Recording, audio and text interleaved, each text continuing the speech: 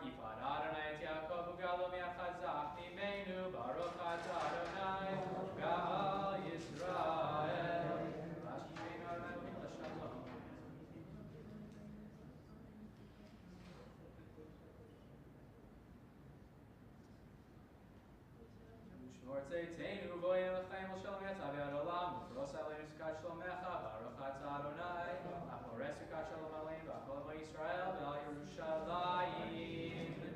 Please rise. Following Chatzi Kaddish, we're going to turn to page 306.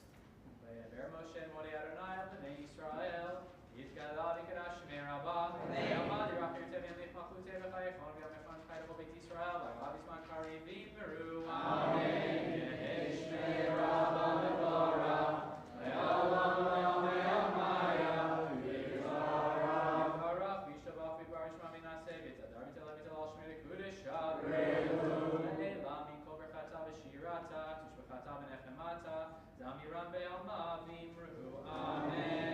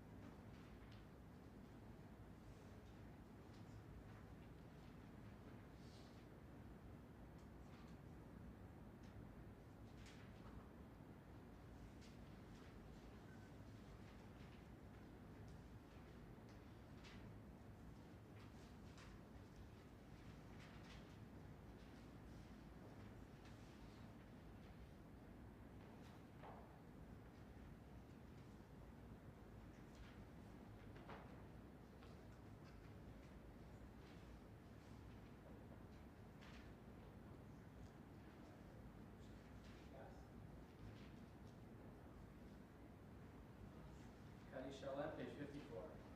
Gadal v'gadash me'rava ve'almad yirach yirtev yamei pachutei v'chayefon v'yamefon chaydav b'beit Yisrael v'agav yizman karim v'immeru. Amen. Yehi shmei rabbah mevorach ve'olam le'amei amaya v'yizarach v'barach v'yishtabach v'yikbar b'shma minaseh v'tadar v'telav v'tel al shmei l'kudesha ve'elam mikol berchata v'shirata tushbachata v'nechemata damiran be'alma v'immeru. Amen. Yikabas l'tzarvota l'chol Yisrael kol dam avon v'yishmaya v'immeru. Amen. Yehi shlam rabba mishemaya v'chayim aleinu v'chol Yisrael v'immeru. Amen. Oseh shalom v'imrom v'yaseh shalom aleinu v'chol Yisrael v'immeru. Amen.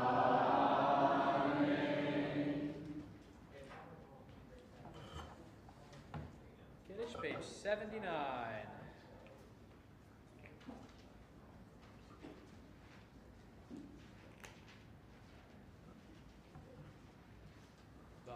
atah Adonai Eloheinu melech haolam borei peri hagafen.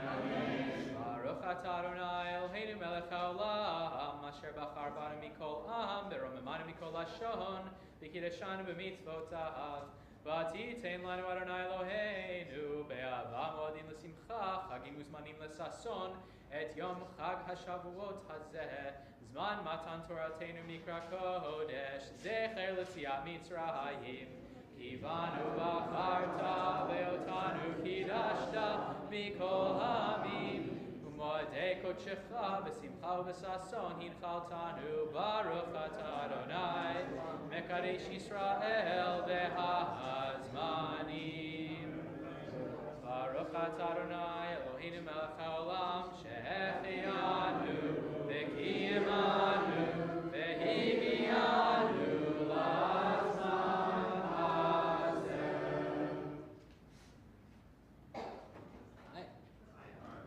Aleinu, page 56.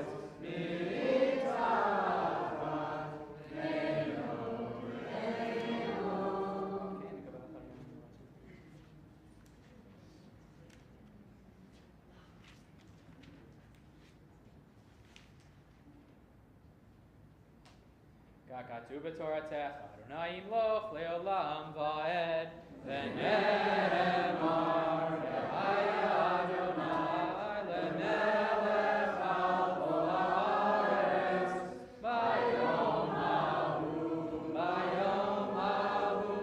yeh Adonai echad u'shemo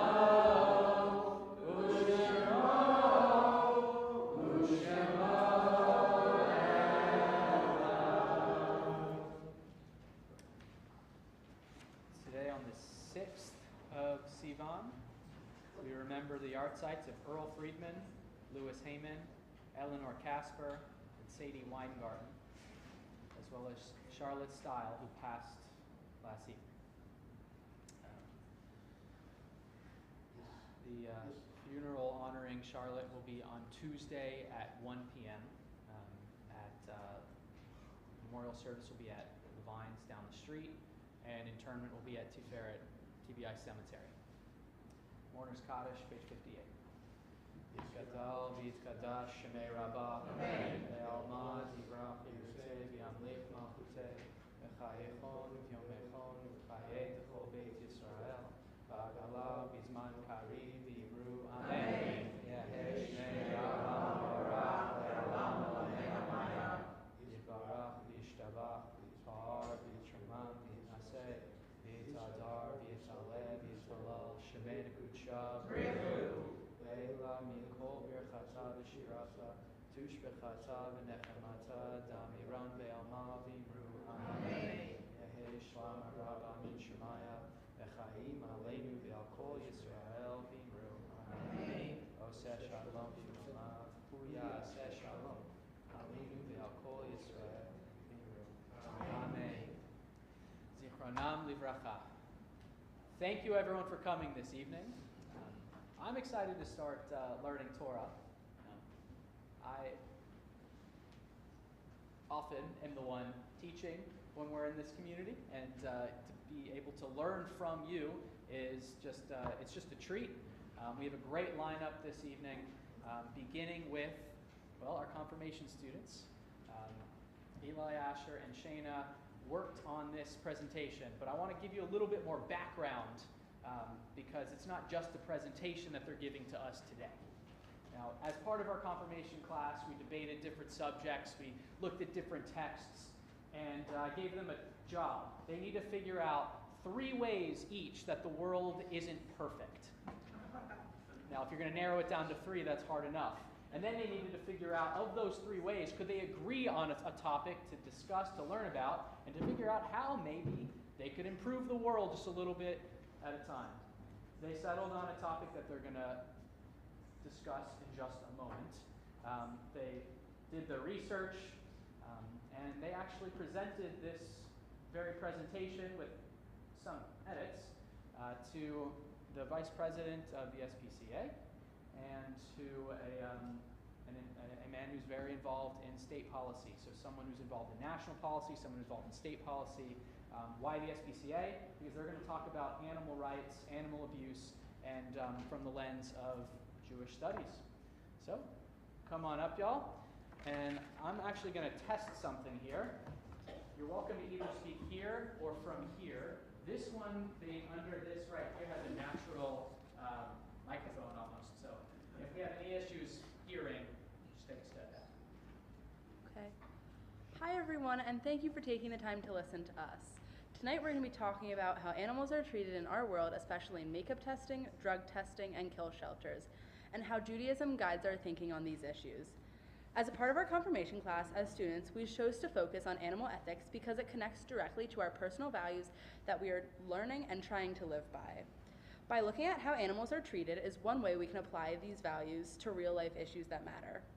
In Torah, we see strong guidance on this topic. In Genesis 1:26-30, humans are given dominion over animals, but this doesn't mean we can treat animals however we want. Most Jewish interpretations explain that this dominion is really responsibility. We are supposed to care for these animals and protect them. We also see this idea in Deuteronomy 25:4, which teaches that you should not muzzle an ox while it was working. This shows that even if animals are helping humans, they deserve fairness and compassion. These teachings connect to the idea of Sar Be'elahim, which means we are not allowed to cause unnecessary suffering to animals. As we began researching, we realized how strongly these teachings relate to the issues happening right now. When we look at makeup testing, this becomes a major ethical issue. Cosmetics are used for appearance, self-expression, and confidence, but when something that is normally non-essential, it raises an important question. Why should animals suffer for it? Many animals experience pain, irritation, or long-term harm simply so companies can create new products. According to PETA, People for the Ethical Treatment of Animals, brands like Benefit, Clinique, Estee Lauder, and Maybelline all test on animals. On the other hand, brands like Selena Gomez's, Rare Beauty, or e.l.f. Cosmetics don't test on animals. Cruelty certifications often use the bunny symbol, which is on this one right here. And it's a rabbit because they have historically been the most frequently tested on animal in cosmetic labs. The Leaping Bunny logo, which is also on this one, ensure strict requirements to ensure that no animal testing is happening on any stage of production. Their website, Leaping Bunnies, provide a full list of certified cosmetic, personal care, and household products. PETA's Without Bunny symbol also indicates that a brand does not test on animals, though its requirements are less strict. Ethical Elephant notes that PETA does not require the supplier documentation or regular audits, while the Leaping Bunny does. However, neither certification requires parent company to also be cruelty-free. From a Jewish perspective, this is difficult to justify. If we are not commanded to avoid causing unnecessary suffering, then harming animals for something non-essential goes against that value. And this is where our role becomes significant. As high school students, and consumers of these products, this is actually something we have control over. We can choose to support cruelty-free brands like these that I have, and be more aware of what we're buying. But awareness alone is not enough. If we truly believe in Sar Be'Elohim, then we have a responsibility to act on it. That means speaking up, asking questions, and refusing to stop supporting companies that continue to harm animals when there are clear alternatives. Companies need to end unnecessary animal testing, and we demand transparency in how products are made. We demand that cruelty-free options become the standard, not the exception. Now I'm going to touch base on drug testing, which is more complicated.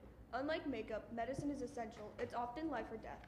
Animal testing has helped scientists develop treatments, vaccines, and cures that save human lives. In Judaism, saving a life, called pekuach nefesh, is one of the most important values. It is so important that it can override many other commandments. Because of this, animal testing for medical purposes can be allowed when it is truly necessary. However, this doesn't mean that testing is a free-for-all. The same Jewish teachings still apply. Once again, Deuteronomy 25:4 reminds us that animals should not be treated cruelly, even when they are being used for human benefit. This creates a balance. On one hand, saving human lives is a top priority. On the other hand, we are still responsible for minimizing harm to animals. Scientists are expected to reduce suffering, use alternatives when possible, and treat animals ethically. Recently, the FDA released a draft guidance on drug testing alternatives, including organ chips, 3D models, and computer simulations. As AI is incorporated into our daily lives, we can use it to steamroll medical advancements that would have otherwise been based in pain. Especially now, according to FDA Commissioner Dr. Marty Makary, we know that animal testing is a fairly unreliable source of prediction. For us as students, this teaches an important lesson. Sometimes ethical decisions are complex, and we need to think carefully about different values before deciding what is right. While animal testing has brought life-saving advances in medicine, we encourage humane alternatives to take its place when possible. Finally, we're going to talk about kill shelters. Kill shelters exist because there are more animals available than homes. Every year, many animals are euthanized because shelters don't have enough space or resources to care for them. The situation is not about testing, but it still raises serious ethical concerns. If we go back to Genesis 1:26-30, humans are meant to be caretakers of the world. So when animals are abandoned or neglected, it shows that people are not fully living up to that responsibility. Judaism teaches that we should care for animals and prevent suffering whenever possible. Ideally, kill shelters wouldn't exist. However, in reality, shelters sometimes face difficult situations. If an animal is suffering or cannot be properly cared for, euthanasia may be seen as a tragic but necessary option. But Judaism doesn't stop there. It pushes us to focus on prevention. That means encouraging adoption, being responsible pet owners, and supporting efforts to reduce overpopulation, like spaying and neutering. As students, we can also make a difference. We can volunteer, raise awareness, and encourage others to adopt instead of buying pets. Even small actions can help reduce the number of animals that end up in shelters. In conclusion, Judaism teaches us to balance human needs with compassion for animals. Through teachings like Genesis 1:26-30 and Deuteronomy 25:4, we learn that we are not just in control, we are responsible. The examples we presented with makeup testing, drug testing, and kill shelters all show what happens when we shirk our responsibilities towards the fair treatment of animals, when we choose to uphold the status quo instead of embracing modern alternatives. Overall, the message is clear. Our choices matter. As Jewish students, especially through our confirmation project, we are learning that values should guide our actions. By making thoughtful and informed decisions about what brands we buy from, where we adopt our pets, and educating ourselves on what goes on to make the products and medicine we use. Extra effort is a small price to pay to make ethical decisions. Change does not happen by accident. It happens because people like us decide that something is wrong and actively choose to ignore it. Even though we might be young, our voices matter. Our choices and opinions matter. We can help create a world that reflects the values we are learning and the future we are actively trying to build. Thank you.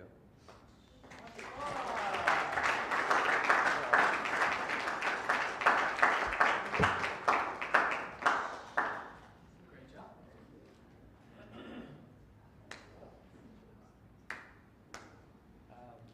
Saturday morning, we'll have formal confirmation. They're going to give their affirmation speeches, talk about why being Jewish is important to them. You got a little taste right now, informs their values, but come by Saturday morning for the celebration. Next up, we have Malka Goldberg, who's going to teach on the Oppression Olympics.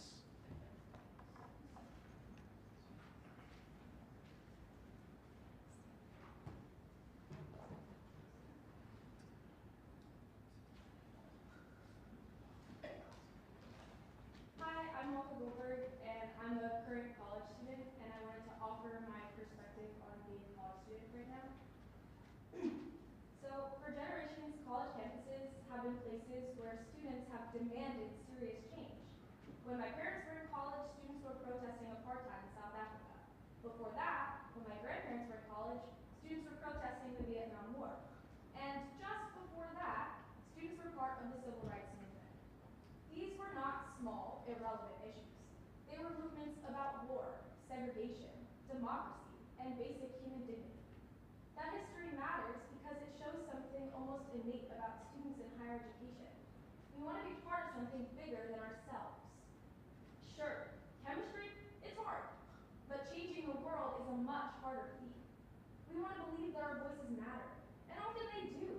Campus activism has truly helped shape public opinion, pressure institutions, and bring attention, either through media or other means, to injustice. But that same desire to be part of something big can become dangerous when the cause becomes more about belonging to a movement than understanding the issue itself. In the political climate in which I have grown up, many of the most visible injustices of the past have already been publicly rejected. Women now have legal rights that were once denied to them. In fact, 2 years ago, I voted in my first presidential election. Racism still exists, but bathrooms and water fountains are no longer segregated by law. The draft is gone. Apartheid in South Africa ended. So what is my generation's great moral cause? On many campuses, it seems that the politics in Israel have become that cause. I want to be clear here. Criticizing the Israeli government is not automatically anti-Semitic. Jewish people criticize Israel too. Israelis themselves criticize Israel. Debate over war, government, policy, human suffering, settlements, civilian deaths, and human rights is legitimate and necessary. But something changes when criticism of a government turns into the demonization of an entire people. Something changes when Jewish students are expected to answer for everything Israel does. Something changes when people who cannot explain the history of the conflict suddenly feel comfortable deciding who counts as oppressed and who deserves empathy. That is where political discourse slides into anti-Semitism. It may not always begin with the hatred of Jews. Sometimes it begins with an oversimplification. A complicated conflict becomes a slogan. A people with thousands of years of history becomes a symbol of colonialism. Jewish identity gets reduced to power, privilege, or whiteness. And then Jewish pain becomes invisible. After October 7th, many Jewish students, including myself, were grieving and scared. At the same time, many Palestinian and Muslim students were doing the same. A serious and genuine campus conversation would have made room for these big feelings on both sides. But too often, the conversation becomes a competition over whose suffering truly counted, or as I like to call it, the oppression Olympics. That is the problem I want to name. When students protest because they want to be part of a national movement, they may not realize the harm that they are inadvertently causing. They may think they are standing against injustice. But if their activism makes Jewish students hide their identity, avoid spaces, or feel blamed for a war thousands of miles away, then something has gone wrong. When the protests began, I took off my Magen David. I dreaded when someone would ask, "Oh, what is your name?" I felt fear giving a presentation to a room of 90 students all wearing kufiyas. I had to walk extra far to a hidden, secure room on campus to take my Yiddish class. True fear as I heard about Jewish students getting attacked at other universities, like Tulane. This is not a call to stop protesting. It is a call to protest responsibly. It is a call to learn before chanting, to listen before accusing, and to remember that moral clarity without knowledge can become cruelty. College campuses should be a place of debate, activism, and courage, but they should also be places of humility. If my generation wants to inherit the legacy of students who fought apartheid, war, segregation, then we also inherit the responsibility to understand what we are fighting for and who we might be hurting along the way. Thank you, class and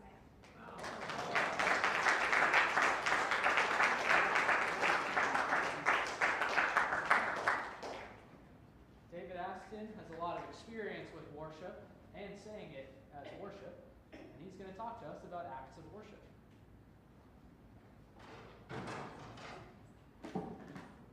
I'm at the age where I'm supposed to be worrying about the next generation. I just had 4 young people allay my fears. Congratulations, guys. You did a great job. I hope you held on to your Siddur. You're going to need it. I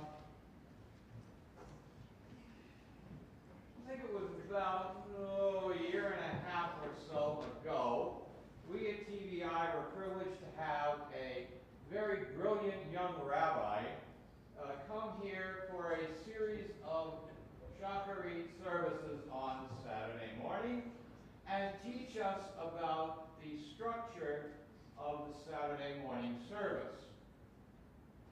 And that's a wonderful thing. We need to know that. I happen to think that I'm only slightly prejudiced in this regard, but I happen to think that the Shacharit service on Shabbos is the most magnificent liturgy in the world, certainly in the Western world. So here I am looking at this, and coming from originally a vastly different background. But I discovered that what is there on those bones is some very deep and meaningful experiences of worship.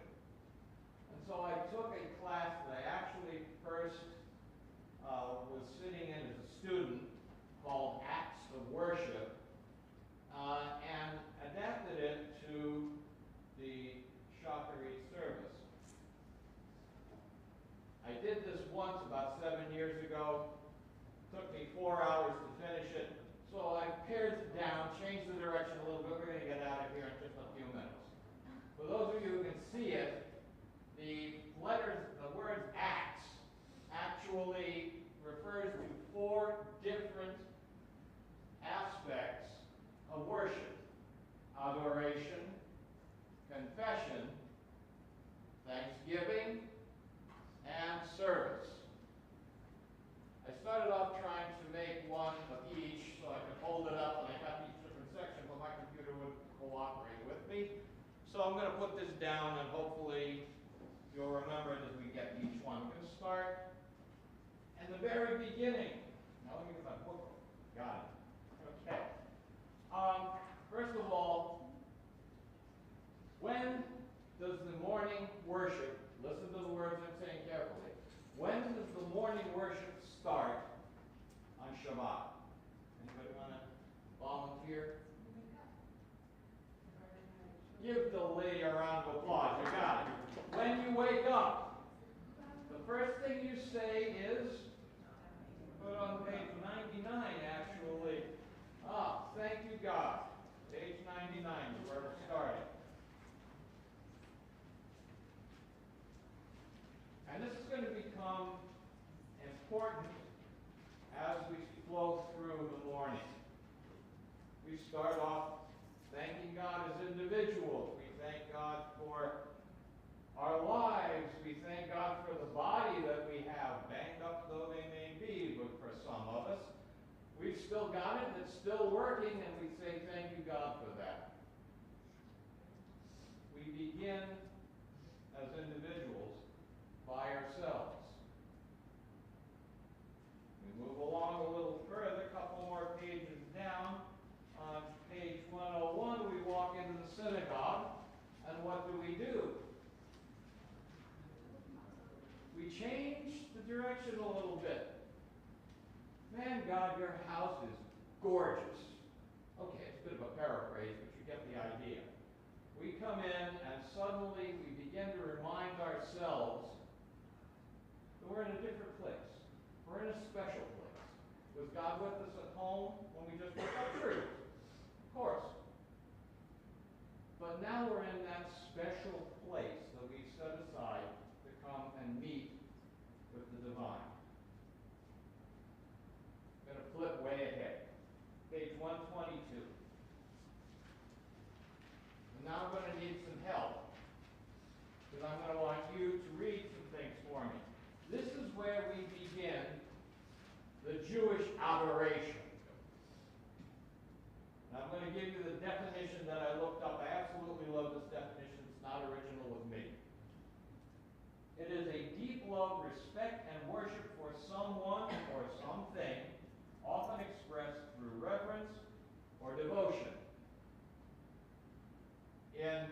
almost every liturgical service of which I am familiar, and I've studied a few, there is some kind of adoration, and we begin right here. I'd like someone to read in English, please, the bracha down at the bottom, page 122 on the English side. Go ahead. Baruch atah Adonai, our God, sovereign of time and space, compassionate Creator, celebrating your people's voices, praised and glorified by the words of your faithful servants and your servant David's sons. We will celebrate you, Adonai, our God, with praise and song. We will extol, acclaim, and glorify you, honor your name, and declare that you are our sovereign God, singular one who gives life to the world, the sovereign who is praised and glorified forever and ever. This is your great name. Baruch atah Adonai, sovereign, celebrated with songs of praise. Nobody ever said that our sages couldn't overstate something. But this is a powerful beginning of that experience that they want us to have, coming together with God here. So we began alone. We've come into God's presence, and even though we're chanting with our brothers and sisters and fellow Jews, still the emphasis here is on praising God, giving to God, and receiving back, being in the divine presence. Let me go to page 128. Now, this time you get off easy. All I want to hear is the first two verses at the top of page 128 in English. I am blessed Adonai at all times. Praise of God is ever on my lips. I exult in Adonai. Very good. Okay? At all times. His praise is ever on my lips. We're going to go to one more on page 130.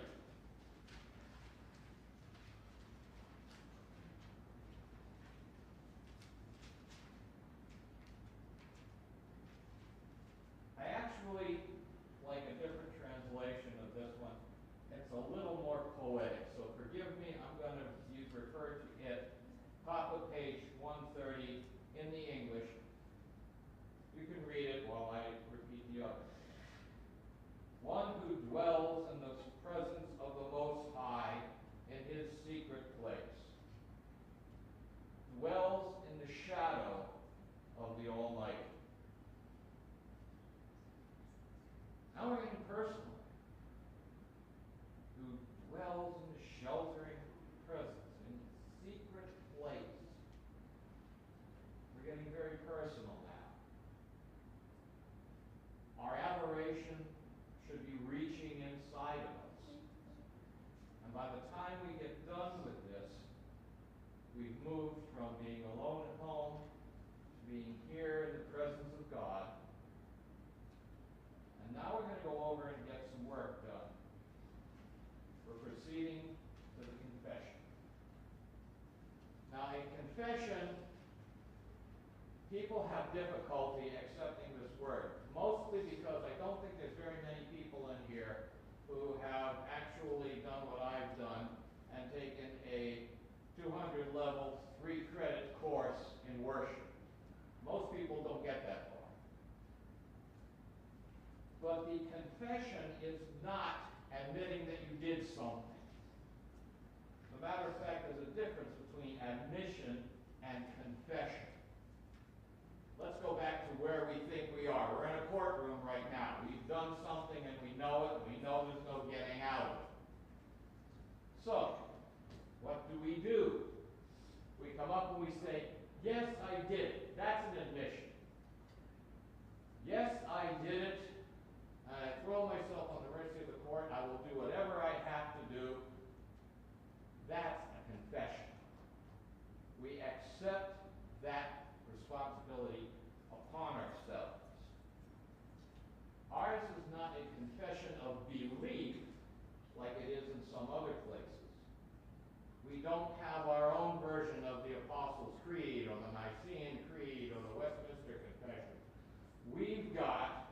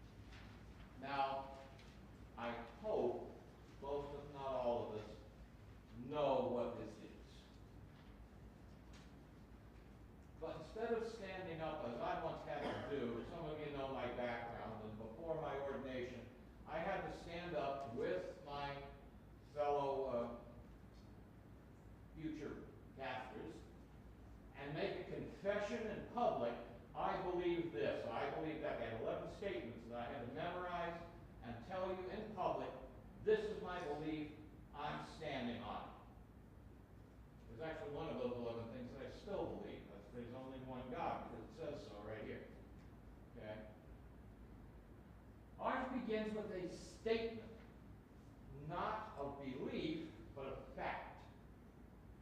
Shema Israel, Adonai Eloheinu, Adonai Echad. Listen up, Israel. Adonai is our God. Adonai is one. Statement of fact. Ended it, close it, package it up, think about it. We could spend days on that one verse. Well, we're going to move on a little bit, and I want you to do some thinking about what it is that that statement implies. There are some things that God expects us to do. Look down further. You shall love Adonai your God. See, we've moved past just a statement of fact to action. You're going to love the Lord your God with all your heart, with all your soul, with all that is yours. I want you to think for just a minute about what that means to you.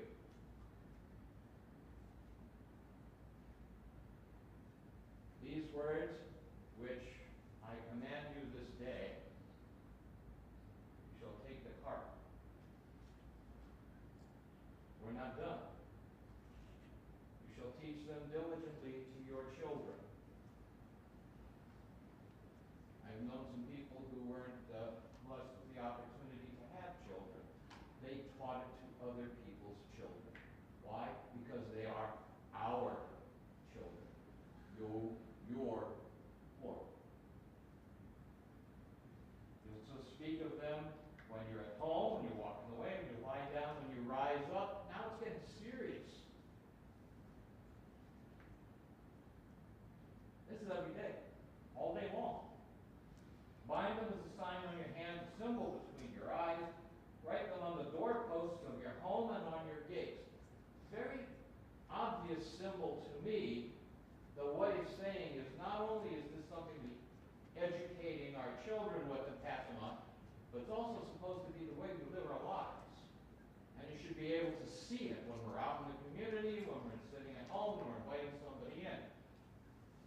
This is our confession, and it goes on, and we don't have time to continue with all of it.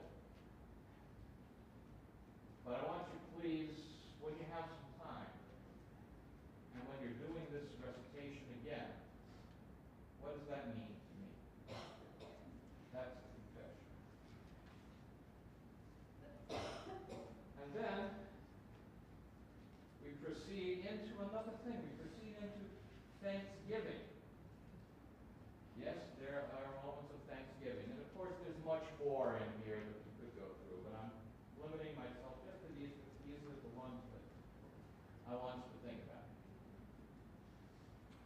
Let's go to page 164 for a minute.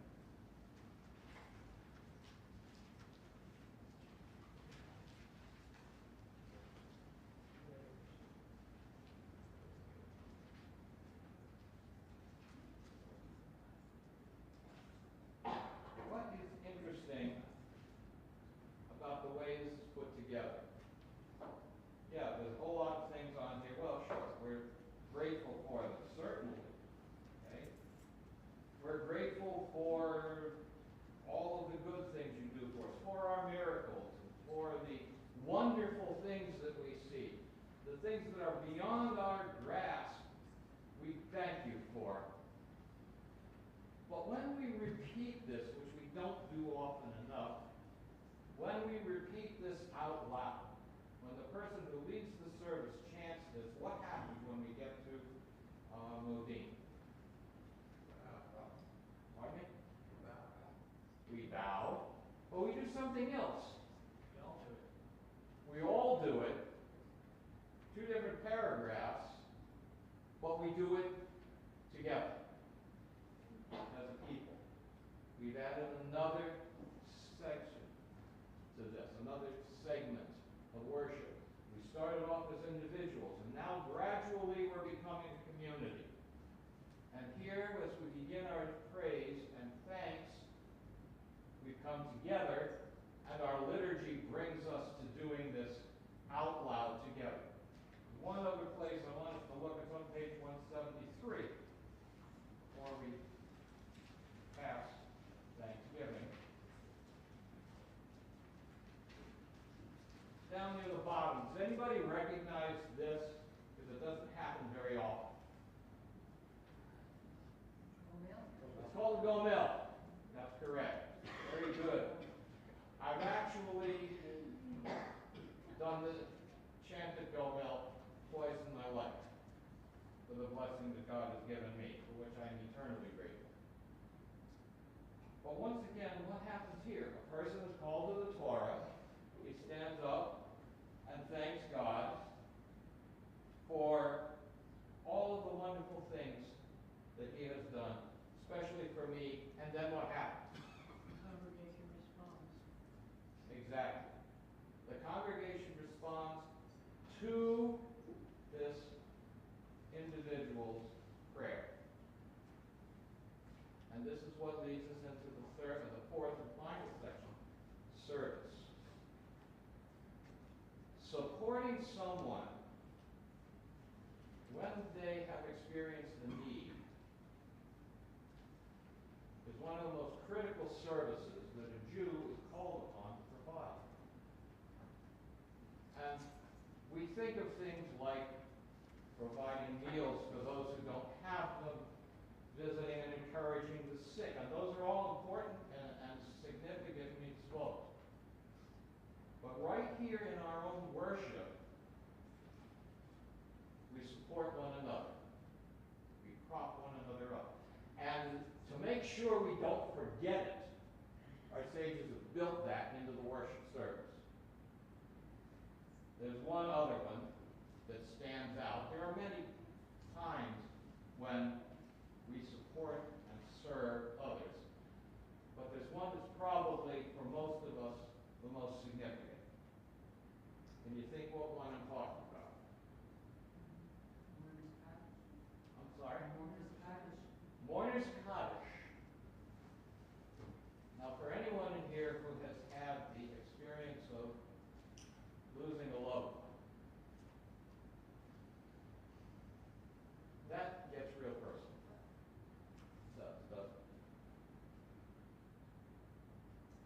I've had some personal friends that I've lost recently. There are some others that are well on their way, unfortunately. We have some in our very own community right now who are feeling that sense of loss. People we all know hurts. And so when we come into worship and we start off as individuals and we come in and we feel that presence of God changing our lives, and so we step forward and thank God for all of the blessings that we have, we also have to remember that there's some people around who are experiencing something else. Maybe it's the memory of recovery, such as I was privileged to feel and have done in my life. But maybe it's the sorrow of loss. I don't want us to end feeling sad. I want us to end feeling together, responsible for one another, thanking God that we have a crowd like this on Erev Shavuot, all sitting together. But when we come to the Mourner's Kaddish again, think about those who need us, about that service you're providing, just by saying amen, just by chanting one little line in that prayer. We haven't forgotten, brother. We've got our arms around you, and we love you, because that's what Jews do. We began as individuals, and then we became a group of individuals. God willing, we go home as a community. Let's make.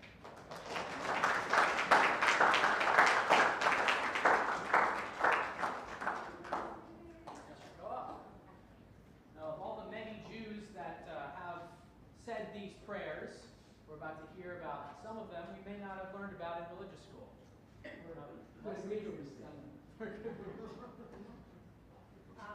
I do something from the Tanakh, but I figured tonight, since it's the 250th birthday of the United States, I would talk about some famous American Jews that we have forgotten about or never learned about in the first place. The first person I want to talk about is Francis Salvador. Francis Salvador was born in 1747. He was born in, I'll tell you, he was born in England. He was raised by a family that was very influential in the Jewish community. They were Sephardic Jews who came after the Inquisition, probably from the Iberian Peninsula, into Holland and eventually England. His grandfather was at one point the chairman of the Dutch East India Company, which affected some Jewish history in the United States. He also, at some point, with a bunch of other Jews that were influential in London, raised money to send some Jews who were having problems to move to the American colonies. They sent them to Georgia. Unfortunately, the Georgia company decided they didn't want any Jews. But before they made that decision, 42 Jews arrived, and James Oglethorpe, who was the founder of the community, said, let them stay. At this point, providentially, Salvador's family bought some land in neighboring South Carolina. Very important because in 1755 there was a terrible earthquake in London, and then later on the Dutch East India Company folded. And the money in the family was gone. The only thing they had left was this property that they had purchased in South Carolina. So at the age of 27, Francis Salvador comes to Charleston, South Carolina, to attempt to reconstitute his family's wealth. But this is 1774, and something is going on in this country.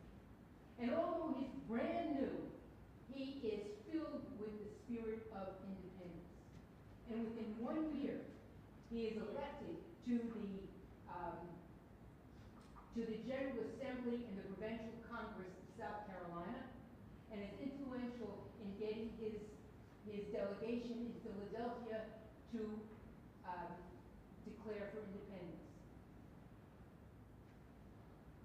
As he is living in South Carolina, the British land in Charleston, and together with the Cherokee Nation, they begin to occupy Charleston.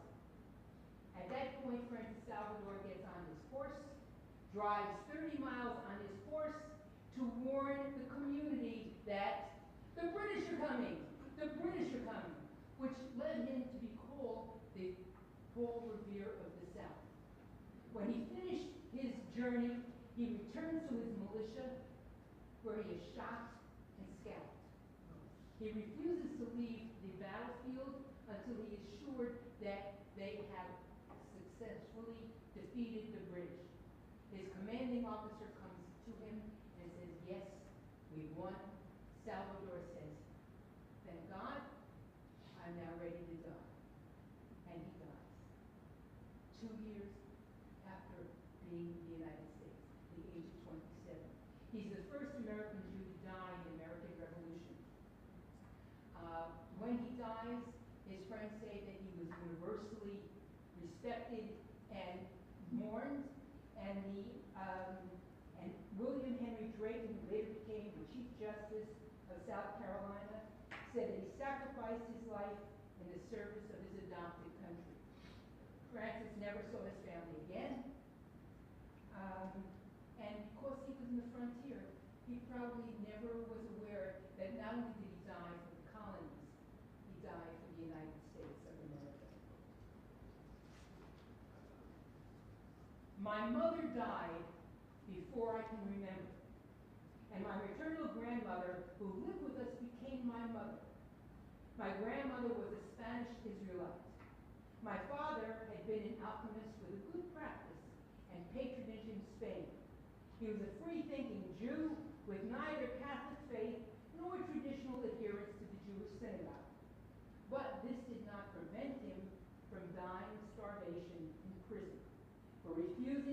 divulge the details which the Inquisition demanded of Jews. Grandmother told me repeatedly of the trials and tribulations her ancestors had endured at the time of the Spanish Inquisition. Grandmother's teachings inspired in me a hatred of the Spanish crown and of all the persecutions for which it was responsible, not only against Jews. This is from the diary of John Lafitte, the pirate. John Lafitte was born, we don't know. He says France, it could have been Spain, it could have been the United States, it could have been Haiti. He preferred that it was France because it protected him under American law. He was better off being a Frenchman than an Englishman or a Spaniard. He eventually came to live in New Orleans, where he did very, very well running a warehouse, selling things that his older brother Pierre smuggled. Because of the Embargo Act of 1807, they had to move off of New Orleans onto an island around Louisiana. In 1812, of course, the war broke out. And they were told, you know, you better prepare for attack. But they didn't. And as a result, the American naval, the Navy confiscated all of his ships. But because he was a Frenchman, he was pardoned and he got his ships back. And thanking the American government, he helped Andrew Jackson defeat the British at the Battle of New Orleans. And when the battle was won, President Jackson, who wasn't President Jackson then, thanked John Lafitte the pirate for all that he did and pardoned all of his men and for any action they had done before and anything they were going to do later on. Later on in the pirate's life, he settled a colony in Galveston, Texas, which already had a Jew living there. And Galveston, Texas has its own Jewish story, which is for another time.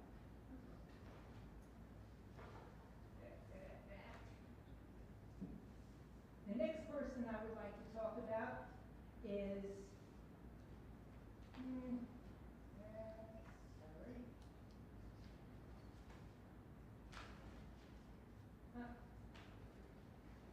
Simon Nunez Carvajal. Simon Nunez Carvajal was born in Charleston, South Carolina. A lot of South Carolina people. In 1815. And his family was Portuguese descent. They were always involved in the active Jewish community. No matter where he was, no matter how short a time he lived there, he was actively involved. His uncle was a cantor in Barbados and in Philadelphia. His father was head of the Jewish Society and created and formed the first Reformed congregation in Charleston. The family moved to Mulberry Ward in Philadelphia. I have no idea where the hell that is. I'm sure some of you who are natives know what that is, but I figured I'd mention it. And when he was living there, he was a member of the Philadelphia Hebrew Education Society. Well, he moved around a lot. And what he did, he was an artist, a painter, a photographer, an inventor. But he's most well known as being an explorer.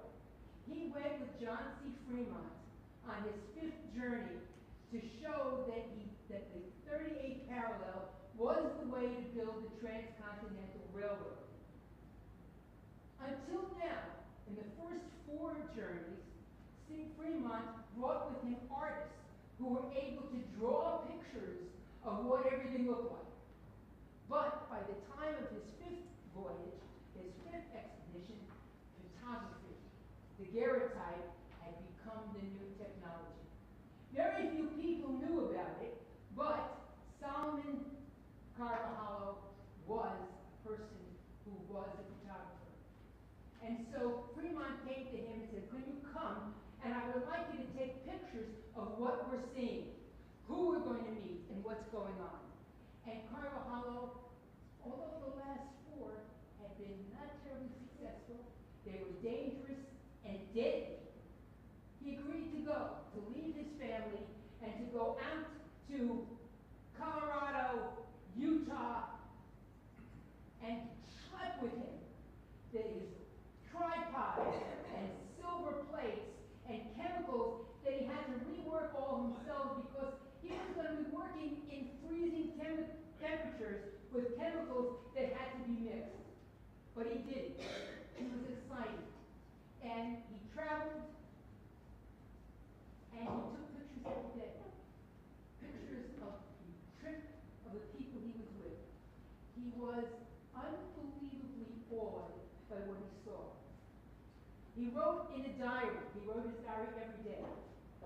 Stan Henry's first time he saw the Grand Lakes, the Grand River, standing as it were in the vestibule of God's holy temple. I forgot I was of this human, mundane sphere. The divine part of man elevated itself, undisturbed by the influences of the world around me. I looked from nature up to nature's God, more chastened and purified than I ever thought. He loved what he was doing. Unfortunately, the weather did not agree with him. They got to a point where they had to eat their animals. And he had been kosher as most of his life and tried desperately to keep kosher. When they killed porcupines, he decided, can't eat it. But it got to a point of starvation with kuach nefesh. They ate their horses and even the mule that had been carrying them. And he ate with terrible trepidation. He took pictures of some of the Native Americans who weren't sure what on earth he was doing. And he first took pictures of the surrounding and showed it to them. And then was able to take pictures of them. And they thought he was something rather supernatural. They did not think he was really human. But at one point, he thought he was going to die. He had scurvy, starvation, and frostbite. And he could no longer continue on. He and a friend remained because they were found by some Mormons who lived in Parowan, Utah, who took them in and they recuperated there. But he thought he was on death's doorstep. The rest of those who still survived went on to California. When he was better, he made it to Los Angeles, where he was there for 1 month. He managed to find all the Jews who lived in Los Angeles and helped them set up the first Hebrew Benevolent Society of Los Angeles. He got home, luckily after 5 months, and he wrote his diary, which was published. And he eventually went blind a few years later, could no longer do photography or be an artist, and he became an inventor at that point. And he invented something for steam engines that were used across the country in manufacturing, and was able to keep his family well cared for. Now, interestingly, his son, David Carvalho, would become a famous paper, ink, and handwriting analyst and author.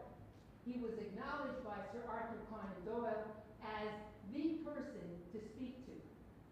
He was present at the second Dreyfus trial, where he testified that it was not Dreyfus's handwriting, that it was in fact the handwriting of Esterhazy. Unfortunately, nobody listened, and it was an acquittal. Next. Dr. Zachary has, with great dexterity, taken some troublesome corns from my toes. He is now treating me, and I believe with success, for what plain people call backing. We shall see how it will end. This is one of three testimonies from President Abraham Lincoln for Dr. Issachar Zachary, who was known as the most important podiatrist in the United States at that moment. He was a non-observant English Jew who married someone who wasn't Jewish, raised his daughter as not Jewish, but when he traveled to the American gold country in California, was a mud. So, now, how he became friendly with President Lincoln, nobody knows. But he became a confidant and a personal spy for President Lincoln. In 1862, Lincoln sent him to New Orleans to consult with General Nathan Banks regarding various aspects of the city's occupation. Doing everything but practicing chiropody, he tracked the troop movements, gunboats, and transports, reported all manner of gossip of the status of the Union currency, and did what he could to help the poor, especially Jews who were caught up in the war. He also proposed, or ran, a spy ring composed of itinerant Jewish peddlers.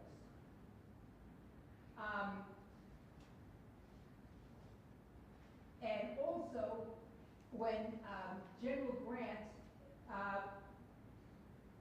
had his notorious anti-Semitic General Order Number 11, he wrote to President Lincoln asking him to rescind, which President Lincoln did.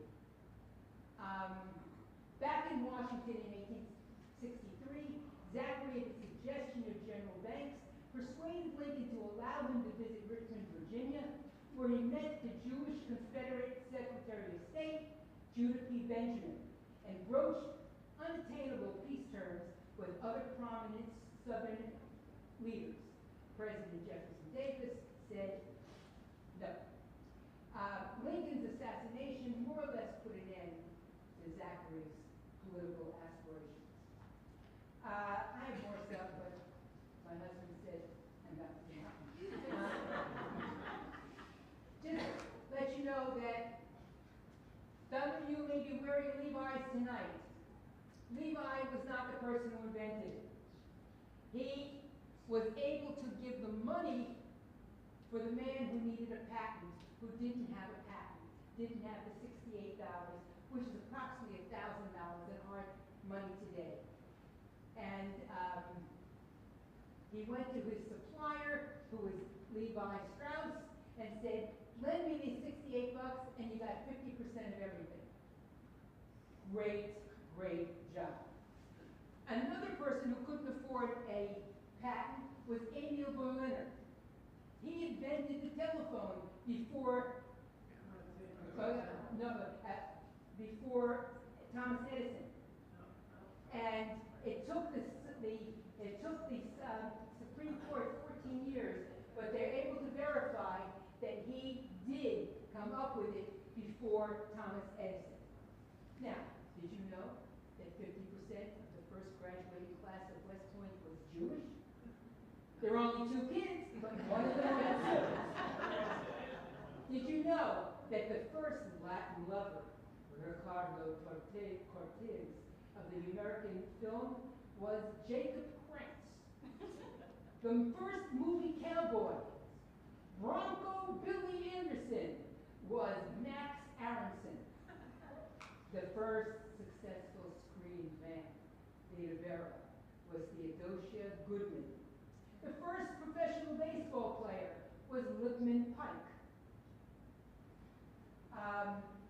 It is possible, for you, Rabbi, that Anthony Ben Michael Wolfe, Dr. Albert Moses Levy, Ben Millon, and Louis Rose might have been the only survivors of the Alamo.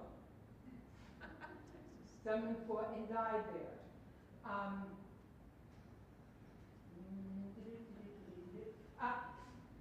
Yoda, Cookie Monster, Oscar the Grouch are all Jewish.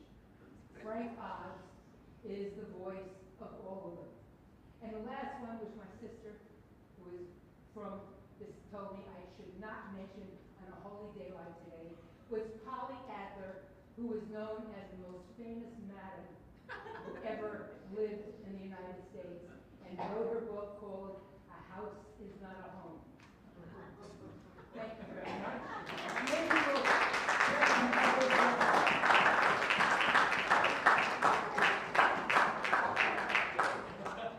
Got your call off. We're going to take a little break right out from the learning. We're going to grab some dessert, grab some refreshments, and then come on back. We'll have a little bit of a musical interlude and then pick up with the classes afterwards.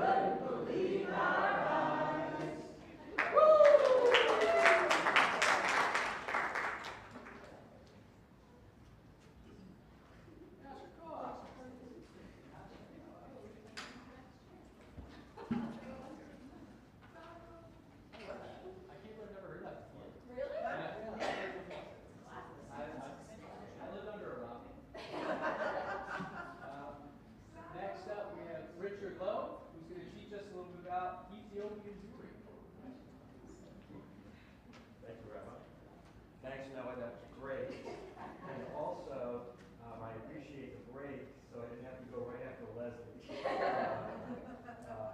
Always a very hard act to follow. Everyone's been great tonight, really. It's been very, very nice.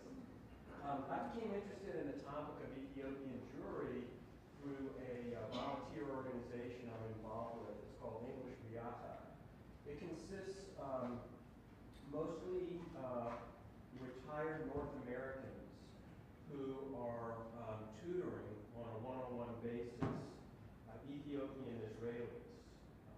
So it's mostly in their 20s and 30s. And the idea behind it was to help this community be more competitive in the job sector. It was found that in most cases, or in many cases, the English they got in their schools were really not up to par, and certainly with the global economy, the need for English is so important. And this is, or if you're interested in this organization, this is just an aside, please come talk to me. It's wonderful. So we've tutored over 1,000 students now over the course of a few years. So this is how I became interested in it. I was thinking, well, how can I connect that with Shavuot? And Shavuot is a holiday where we receive the Torah. And also we have the story of Ruth and Naomi, and Ruth becoming a Jew, the first known Jew by choice. And what could be more appropriate? I mean, this community clung to the Torah and to their faith throughout centuries of isolation and persecution. So I think telling their story on Shavuot is especially meaningful. Just to give you a brief history, we're not completely sure. So the community generally refers to itself as the Beta Israel, the House of Israel. We're not completely sure how they came to be, but many people, many historians feel that they are members of the lost tribe of Dan, who made their way down to Ethiopia after the destruction of the Second Temple. So you think about that, that's the 6th century BCE. And First Temple, did I say second? Thank you. First Temple. And it seems that they made their way first to Egypt, and they were there for hundreds of years, and they finally made their way down to Ethiopia. And they were joined by other people in the society who converted to Judaism. There were also merchants who apparently on the way joined the community. But they came together over the course of centuries, and it was seen that the community coalesced between 1st and 6th centuries CE. Is that time period, is that significant in any way when you think about that? Well, it's the fall of Rome, 1st to 6th century Rome falls, Mishnah gets written, Okay. Gemara gets written. Okay, so that's where I'm going. Edie gave me a multiple choice. I'm going with number 2. This was around the time that the Talmud is being compiled in Jerusalem and in Babylonia. And that's the time that this community is really coming together. And it's northwestern Ethiopia, the Gondar region. It's very mountainous, very rural. And so if you can imagine, they don't know from the Talmud. And modern practice, our practice is based on how the laws evolved through the Talmud. But they practice biblical Judaism as they interpret it. And I'll come back to that in a little bit. This community was able to live independently for long periods of time. It was a very rural, agrarian society in the northwest of Ethiopia. They were conquered by their Christian neighbors in the 17th century. Between 1639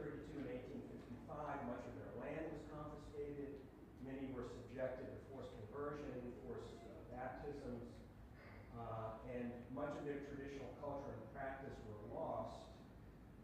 Although a core of them seemed apparently survived.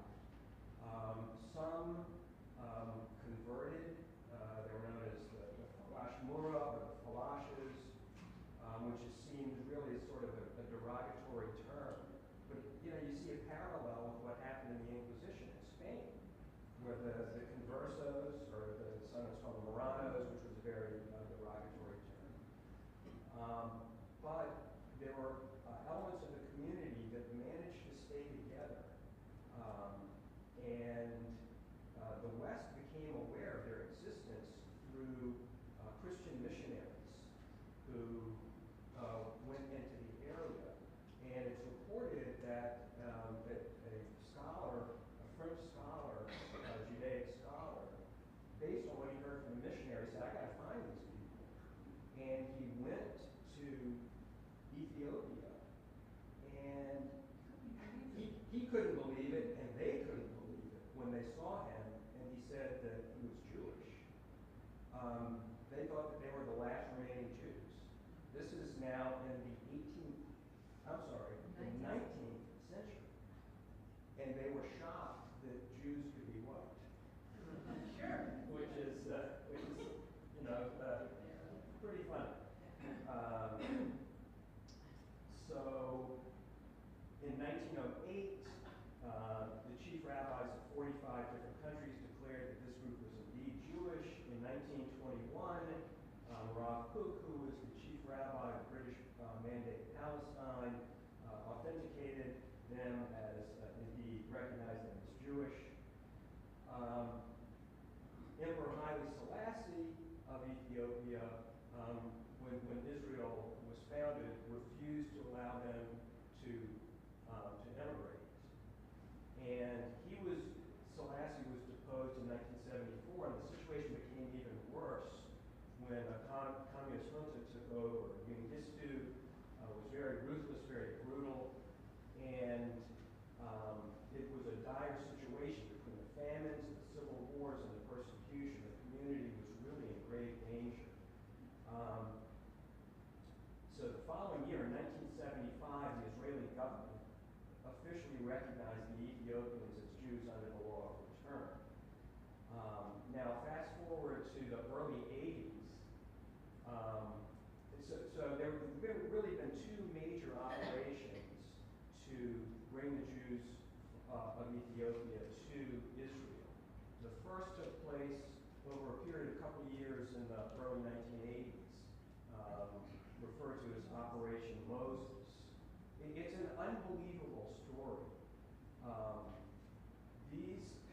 To escape the persecution and the famine, thousands of Ethiopian Jews left the country on foot. They walked. They tried to walk to Israel, and most of them were put in camps in the Sudan.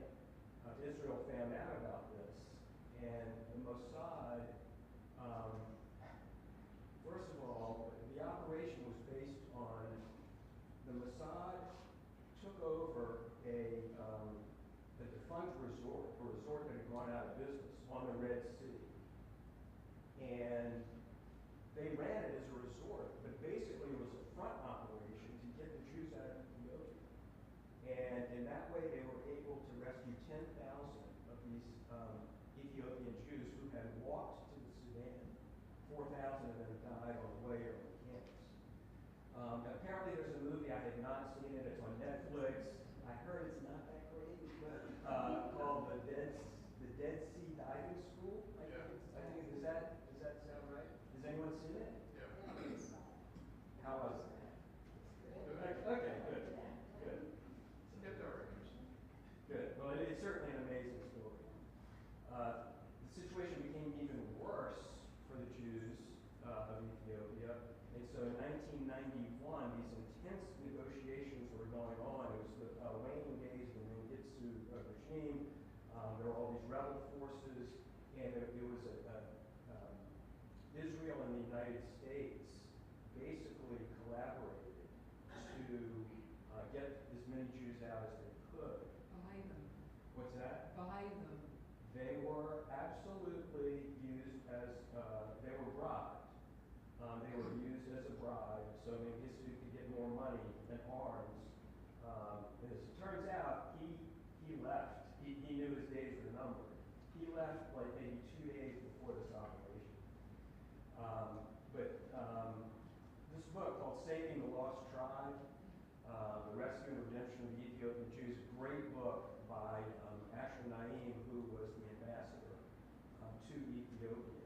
He had been the ambassador to other countries, and they put him into this important role because it was such a critical situation. Anyway, it's a fascinating story. Once again, they had to walk. He spoke here. The ambassador, his son was a member here, and he spoke. Wow. There are no degrees of separation. Yeah.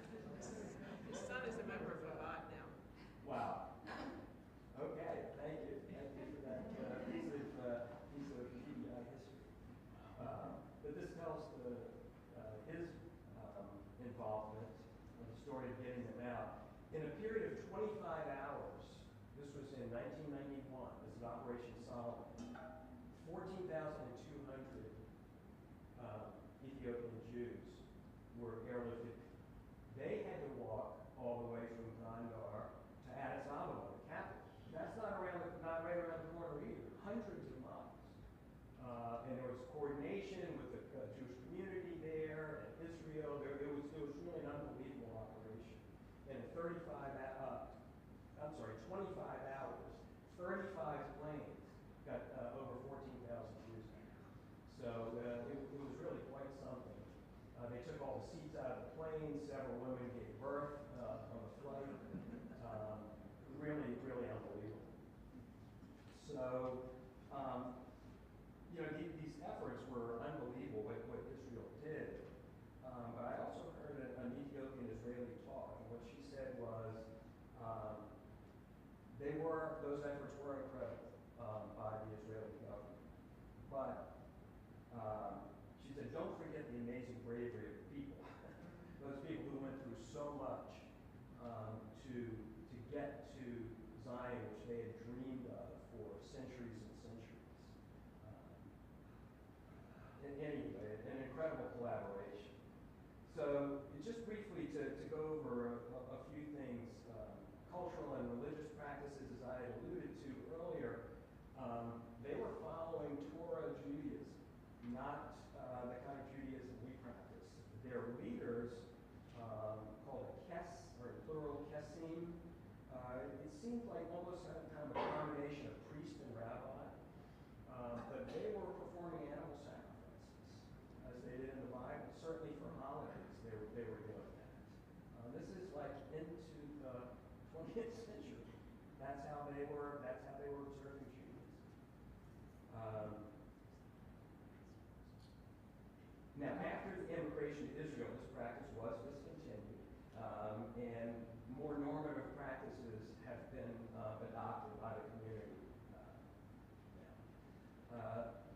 Holidays like Hanukkah and Purim not celebrated by this community, right? Those are post-biblical holidays. They didn't know Hanukkah took place in the 2nd century BCE, but they still did not. No, BCE. But they still didn't know about it. Purim they had heard of, but they didn't celebrate it in the same way. It was a fast day for them, not like we celebrate. So my understanding is that basically Torah Judaism, not Nevi'im, not prophets, they didn't know from the prophets, and they didn't know from the writings. They knew Torah. Exactly. Okay? So when you say Bible, you have to be careful. I meant Torah. Yeah. I meant Torah. Just Torah. Right. Because they leave, if they're the lost tribe of Dan, they're gone before the destruction of the first temple, 100 years before that, and the Torah doesn't get canonized until 150 years after that. So they know it in some form. Exactly. They also have holidays that we do. Okay. Yes. Thank Leslie. Did you know what my next item was? There's a holiday called Sig. I'm not exactly sure The best we can do in English is SIGD. I've seen it SEGD. It's very interesting, and I had never heard of it until my student told me about it. We're going to Jerusalem for SIG. What is SIG? I don't know. Although I should say the head of this organization is amazing at letting us know what some of the customs were. So she said, some of your students may be celebrating SIG. So I looked it up, and that's really how I found out about it. And he confirmed. So SIG commemorates the receiving of Torah. Think about it. This is what we're doing now on Shavuot. But it takes place 50 days after Yom Kippur. It's on the 29th of Teshuvah. That's when they celebrate. The way they used to celebrate it is they would go to the highest mountain in their village, near their village, and they would pray and sing songs, and they fasted for half a day, and then they also took provisions with them, and they celebrated for the second half of the day. It sort of reminded me of the Zikaron Yom HaTzmaut, the transition from the fast to the celebration. But I thought that was very interesting. They do that 50 days after Yom Kippur. Since 2008, SIG has become a national holiday in Israel, a day of honoring the Ethiopian community, and busloads come in. Most of these Ethiopian Jews, although they always yearn for, in particular, Jerusalem, don't live in Jerusalem. I think it probably has more to do with the high cost of living, but they're bussed in and celebrated each year. There's also something called the 7-generation rule. Any idea what that might be? That has to do with, Oh, not Shita. with Yom Okay, so I don't know. Yes, okay. Is that the one where it's like the last of when you're considering doing something, consider its effects out all the way to the 7th generation? That's interesting. That's not exactly what it's about. That's an interesting idea. Because they lived in these rural agrarian societies, they really had to go back generations to make sure they didn't want relatives to intermarry, and so they wanted to make sure that didn't happen. They would go back. The elders would keep track of all of the families, the genealogy, and they would go back 7 generations to make sure that they were not in fact related. My student recently got married, and he married another Ethiopian Israeli, and both of the fathers were able to go back 7 generations and confirm, at least he said that, and confirm that they were not in fact related. It has to do with it. There is a whole series of inappropriate relationships, and look at somewhere. There's a whole list. You can't marry this one. You can't marry that one. You can't marry another one. And that's where that comes in, and to make sure that they're not. But they were also very, very strong in oral transmission of their Yes. of their tradition. There was no written. Absolutely. Absolutely. They were, and so part of that was, within the family. Yes.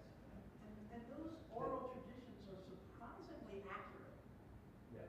They are surprisingly accurate. Other cultures do that too. The Polynesian culture do that also. But in Africa, there was a very long tradition of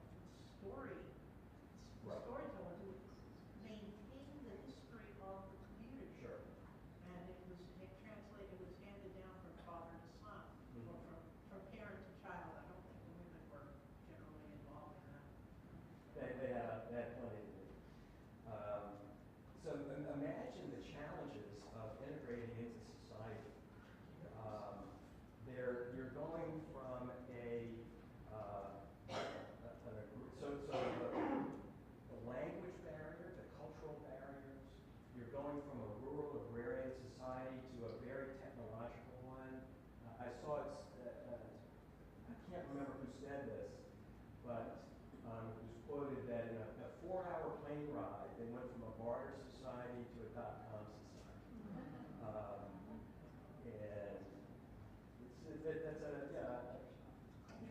Exactly.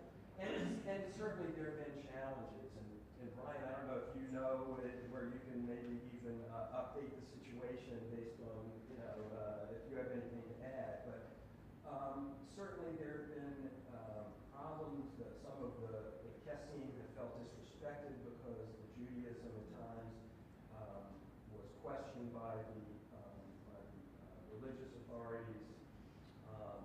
And part of that, it's a complicated situation because a lot of non-Jews tried to come to Israel because they wanted to get out of Ethiopia. So sometimes it was hard to authenticate if they were really Jewish or not. But some of the people, it's kind of ironic. We've kept faith for all these years and you're questioning if they're Jewish or not. So there's certainly been tension, certainly some instances of discrimination because of color. There have been disparities in income. Of course, any culture like they had trying to adjust to a super technological culture, it's going to be problematic. But there have been some significant advances in education, in occupational attainment. Apparently the IDF, just like the United States Army and Armed Services, has been sort of a way up for people in lower classes. The IDF has served that role for this community. They're very strongly represented in the IDF, and that's been a jumping off point, for improved status.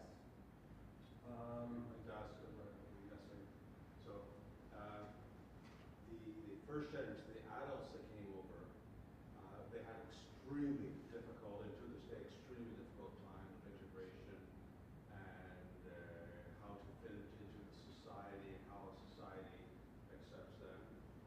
Their children who came with them when they were young are also having a difficult time, very difficult time, but getting more into things.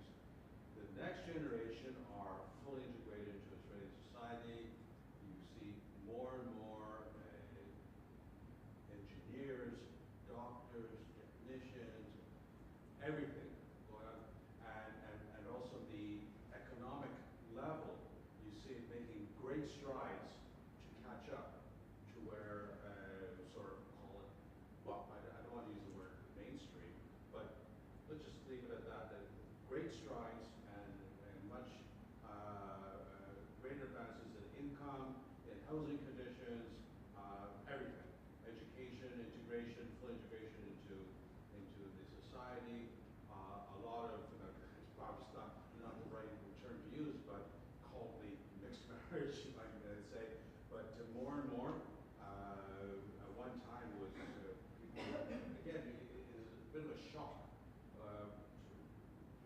When they came to the country, and the racial thing, maybe that's the hidden, that's the elephant in the room. But it's more and more together, the army, in all aspects, and it's a inseparable part of the society now. Yeah, thank you. That sort of corroborates what what I have read and seen, and just to tell you, briefly before I stop, my student, I started working with him through a program called Tech Careers, which is one of our strategic partners, and so he was going through this program. He wanted to improve his English, and it's been amazing. I've worked with him for over 3 years now. He passed his certification process. He got a job. He didn't like that one so much. I said, well, hold on, get a new job before you give up the old job. Yeah, there's also mentoring going on because we're older and they're younger. But he's now working for Motorola. He's got a really, really good job, and he recently got married. And a real highlight, I went to Israel 2 years ago to just do a little bit of volunteer work, and I was able to meet him personally. I'd only seen him on the Zoom streams, and so that was a real treat to be able to do that. And just to talk about what you said about, I think what we talked about, the difficulty of acculturating. His father was a farmer. They didn't come over in either of those two operations. They came over in 2003 when he was 3 years old, and he's the 8th of father was a farmer in Ethiopia, and his father never learned Hebrew. So after his older siblings grew up and went out of the house, he would take his father's appointments, he would be his translator, and so it's quite a thing to see. But anyway, I just wanted to end with former Senator Rudy Boschwitz of Minnesota, who really was instrumental in Operation Moses. A quote, in Operation Solomon. He said, "Only twice in history have blacks been taken from the African continent, not for slavery or exploitation, but for love and a better life. Operation Moses and Operation Solomon." So I would end there. Thank you.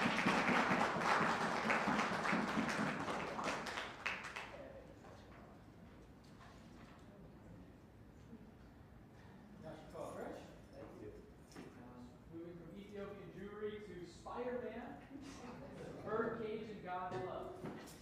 David Cooperstein's up next.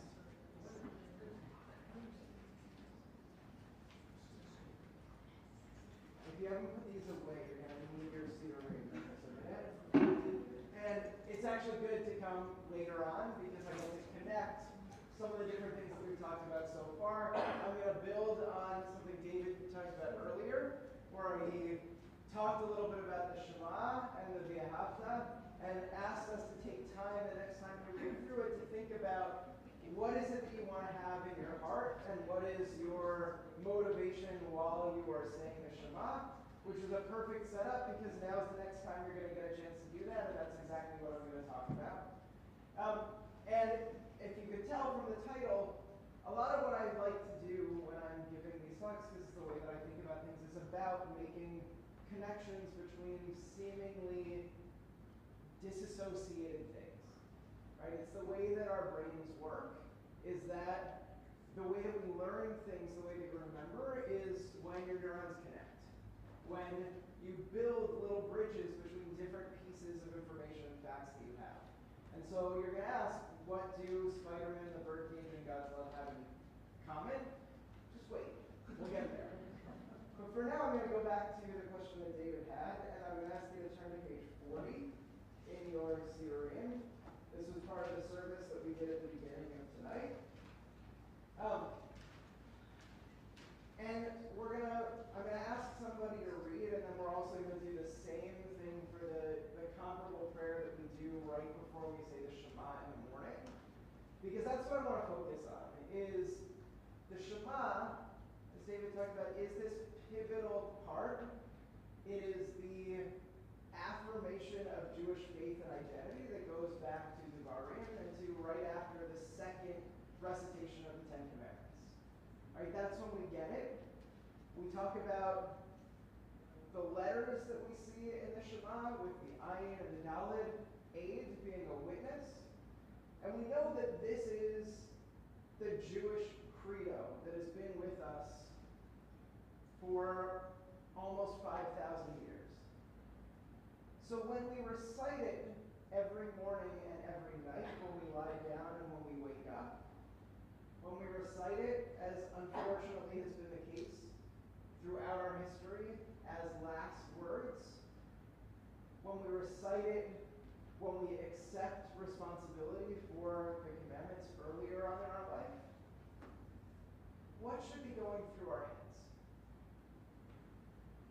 And so the rabbis think about this when they're putting together the liturgy, and they say it's very intentional.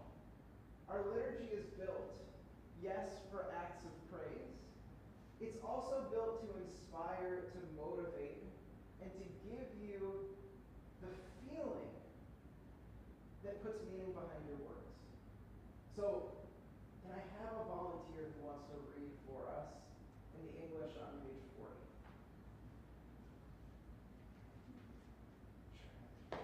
With timeless love you have returned to the house of Israel. You have taught us Torah, mitzvot, statutes, and laws. Therefore, Adonai our God, as we lie down and as we rise up, we shall speak of your laws, rejoicing in the words of your Torah and in your mitzvot forever and ever. For they are our light and the fullness of our days, and on them we shall meditate day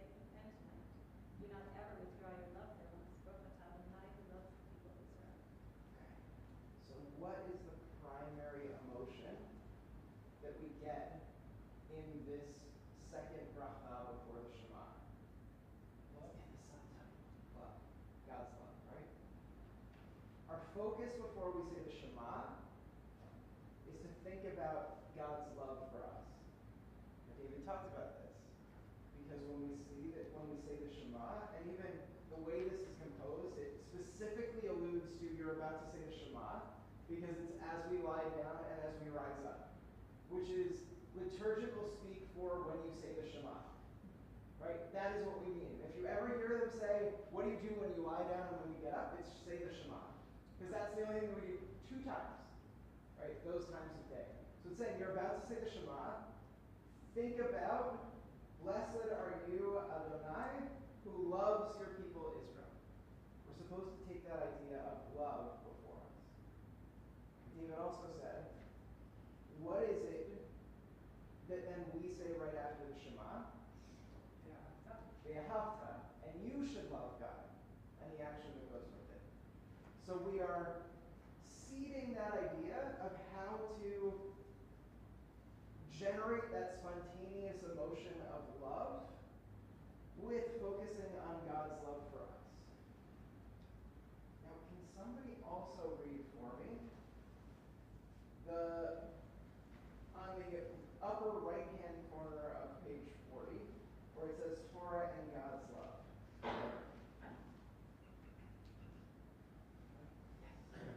The second verse of the Shema, which we are about to recite, speaks of our love of God.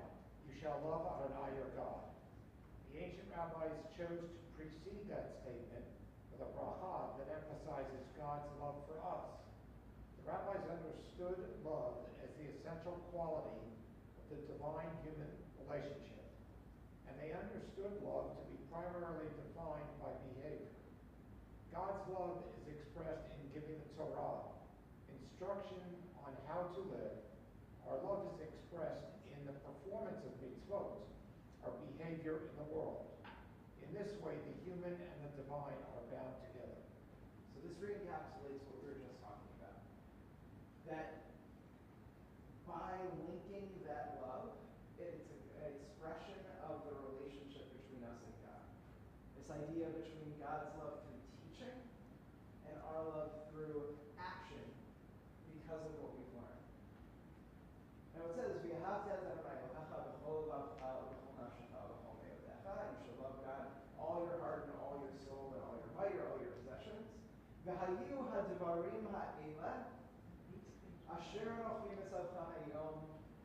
on these words you shall teach to your children.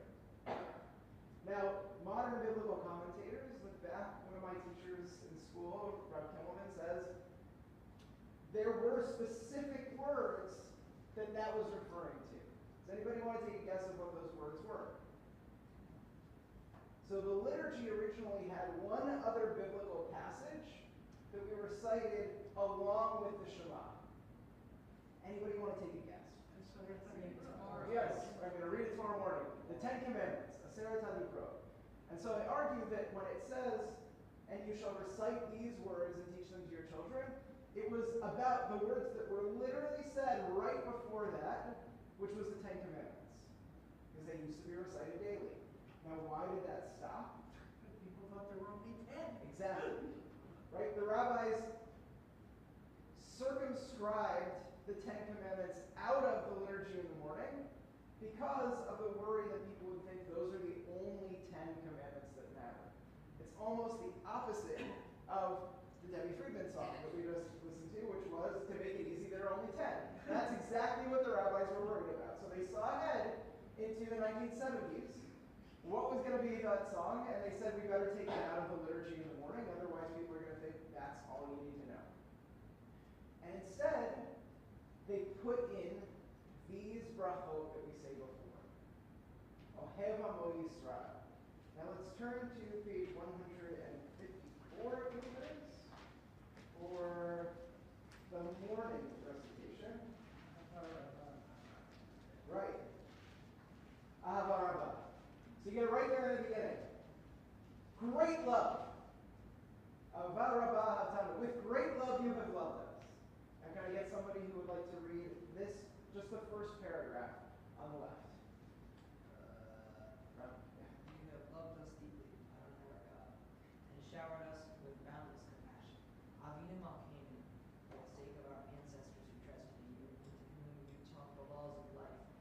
So may you be gracious to us and instruct us.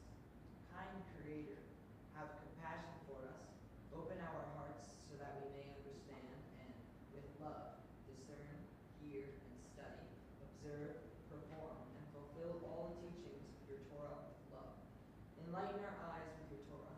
Attach our hearts to your mitzvot. Unify our hearts to love. Revere your name so that we never lose hope. As we trust in your great, holy, awe-inspiring name, we will delight and rejoice in your deliverance. How does this differ from the one that we just read about? Is there anything new that's introduced here? Or how is it similar from what it was that we did on page 40? God is Acting toward us. Right. In what way? enlightening us, attaching your name to our hearts. We're trusting that you're teaching us, giving us kindness and having compassion for us. That God is the actor in this. Right. Right. God is the actor in this paragraph. And I want to focus on how we might characterize that action.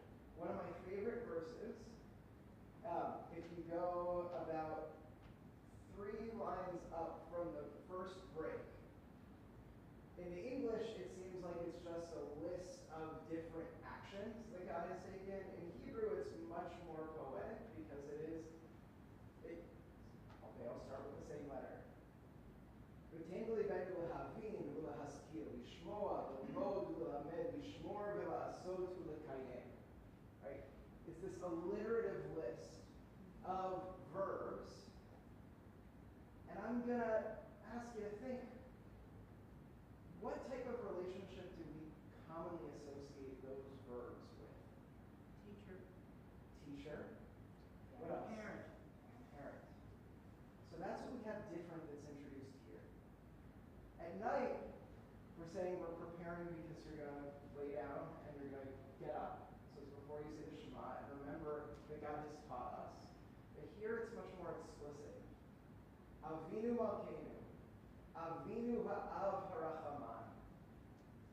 We're talking about that parental role. So now, why do I bring up Spider-Man and the birdcage? So, who has seen the 2004 Sam Raimi Spider-Man with Tobey Maguire? Right? Okay. In a snapshot, right?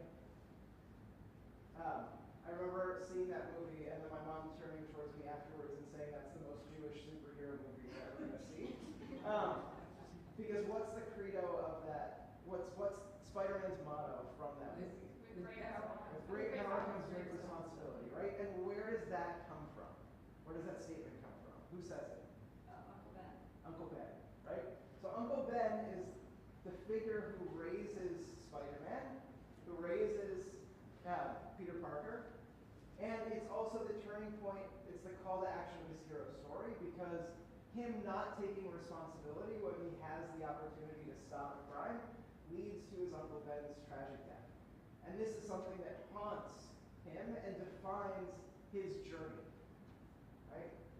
Now, who has seen the movie The Birdcage? Familiar with it? It's a wonderful movie with Robin Williams, Nathan Lane, based upon a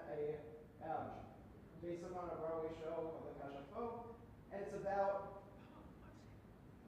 so it's about 2 gay men, the son who they've raised who comes back from college saying, I just proposed to a girl, I want to bring her to meet you and her parents to meet you. The parent happens to be, the father of the bride happens to be a conservative senator who's going through a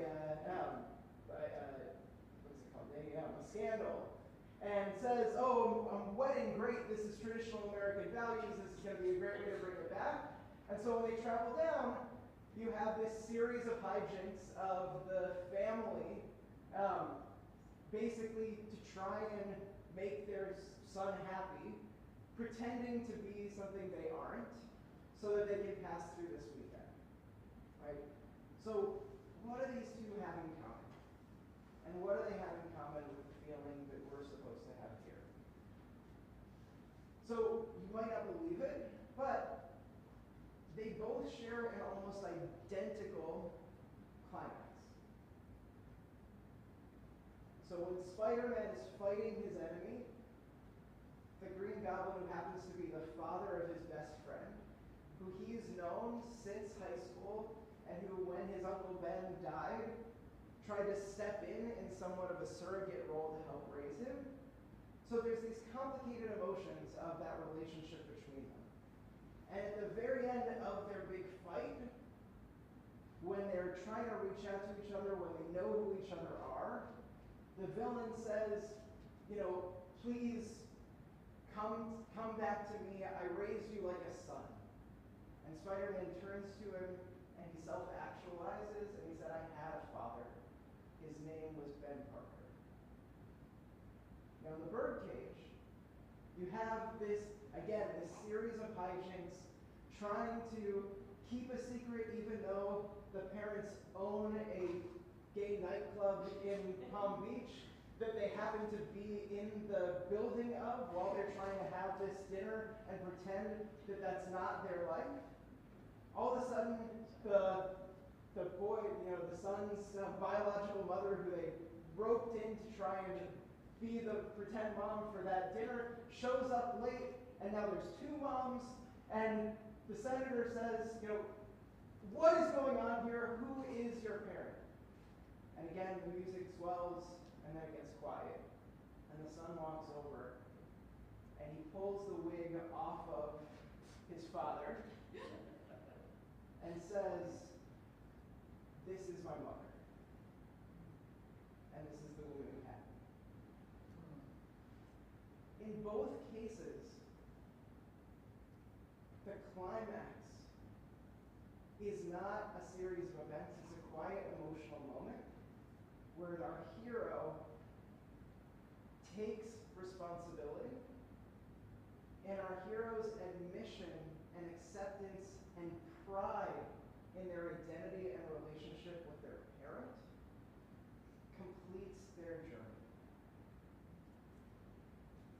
When we recite the Shema, I think that the emotion that we are intended to have is the same one that those two characters are expressing at the climax of those narratives. It's to say, Shema Yisrael, Adonai Eloheinu, Adonai Echad. I have a God, and that God is Adonai. This is my one God.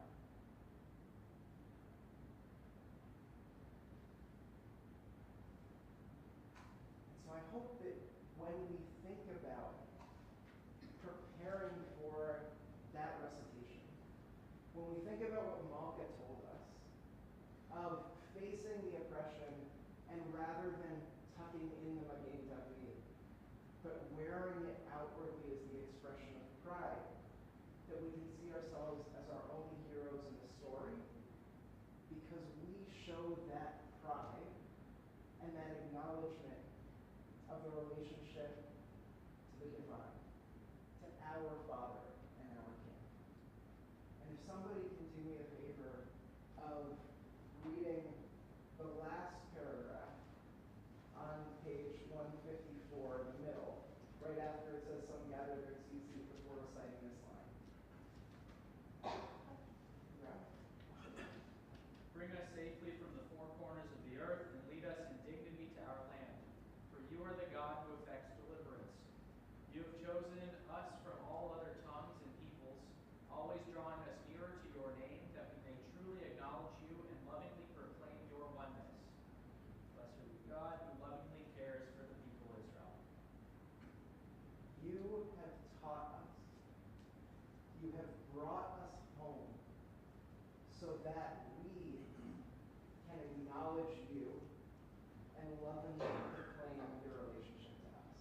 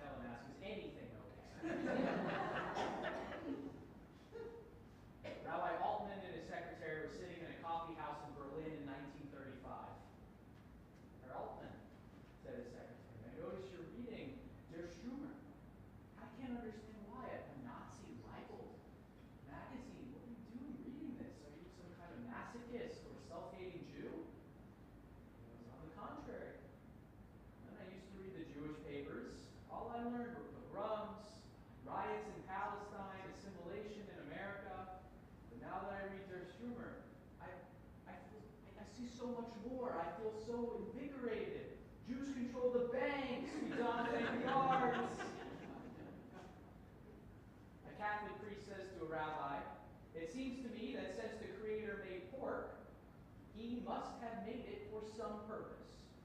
Therefore, it must be a sin for you not to use it. Don't you think? So, will you finally eat pork? The rabbi replies, I will try some, Father, at your wedding. Whether we're concerned with how we fit into greater society or anti-Semitism or interfaith relations, we all face some sort of anxieties as a people. And as Rabbi Joseph Teleschkin writes, one of the characteristic ways that people, we, everybody really in this world, deal with anxieties and fears is by laughing at them. Anything that can be mocked immediately seems less threatening. So looking at it the other way, we can learn a lot about a people by looking at its jokesters and its jokes. So I'm going to do what every comedian hates. I'm going to ruin so many jokes over the next so many minutes, analyzing them to see what a few examples of American jokesters can tell us about the American Jewish experience. Beginning of the 20th century. Most early Jewish comedians at the turn of the 20th century were either immigrants or children of immigrants living in New York City. Turning to vaudeville, they brought a loud, fast-talking style to everyday Jewish life, everyday American life, sorry. So, the Marx Brothers. How would you characterize the Marx Brothers comedy? Irreverent, zany, loud, slapstick. Not very different from non-Jewish vaudeville comedy. And although an estimated 20 to 30%, I saw a couple numbers of vaudeville comedians were Jews. But looking at the Marx Brothers in particular, they had some bits with Judaism involved, but there wasn't much inherently Jewish content to their greater, act. But you could recognize the Judaism within it. Sometimes you can find good nuggets of it. And so I want to bring up one scene from the Coconuts. This is the setup. Mr. Hammer, who's Groucho, is complaining to Chico about the way that his partner Harpo is behaving. He then shifts gears and comes up with an interesting proposal for Chico. He'll sell him property. Hammer. You know what a lot is? Yeah, it's a too much. I don't mean a whole lot, just a little lot with nothing on it. Skipping down a little bit.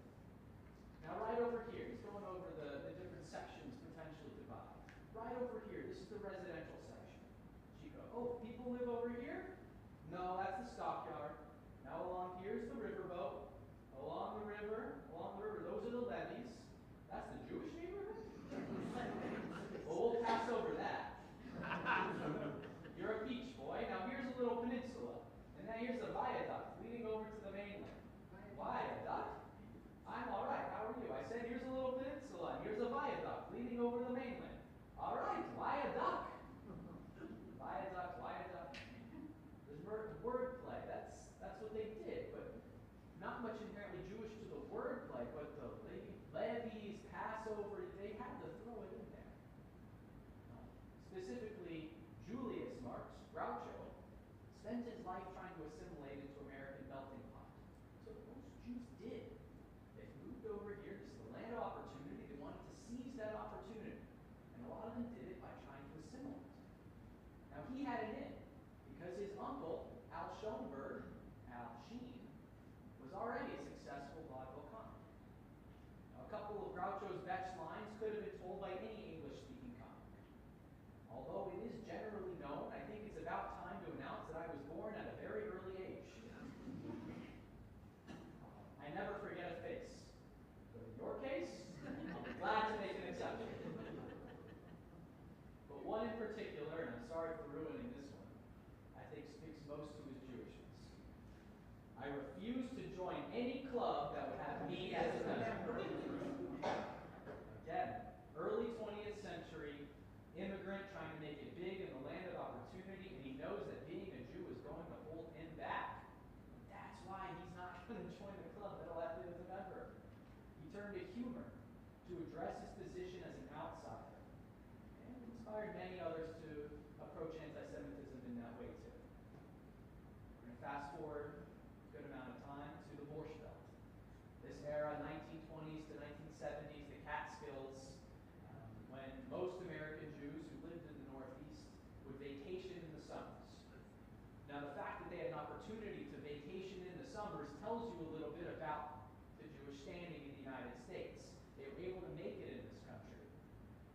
still needed an escape. Because although they made it from September through May, assimilating into American society, they still needed that opportunity from June to August to, I guess, be amongst their own and go back to being Jewish. They spoke predominantly Yiddish, and they really needed time to not feel like outsiders. That's what they did in the Catskills. And one of the things that they did, they needed to be entertained constantly. Constant entertainment in the pools, with comedy shows the entire day. They were constantly entertained, and to deliver constant entertainment. When they weren't eating. When they were eating. When they were eating all the time. And to deliver constant entertainment, Borscht Belt comedians delivered a style of a punchline every 15 seconds or so. They would have a new joke. And if something fell short, didn't matter because you had a new punchline about 15 seconds later and nobody will notice the difference. Now this is obviously very difficult to do, and material runs short. So humor might have been a little observational, self-deprecating, kvetchy. Sound familiar? Jacob Cohen is one of the best at this. I'm giving his born name for a reason. Now, Jacob Cohen had a difficult childhood.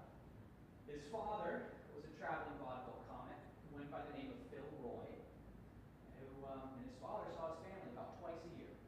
He grew up without a father. His mother, Dottie, was emotionally distant.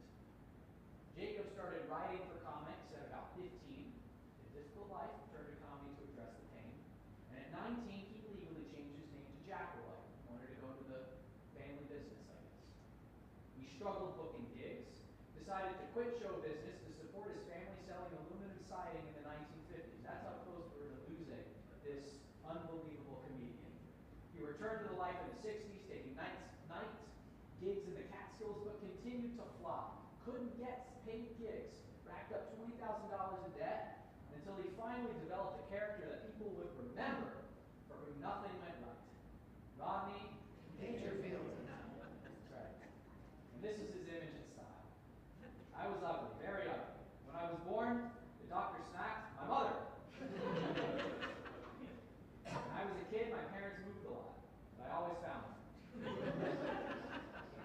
I could tell that my parents hated me. My bath toys were a toaster and a radio. I remember the time I was kidnapped and they sent a piece of my finger to my father. He said he wanted more proof.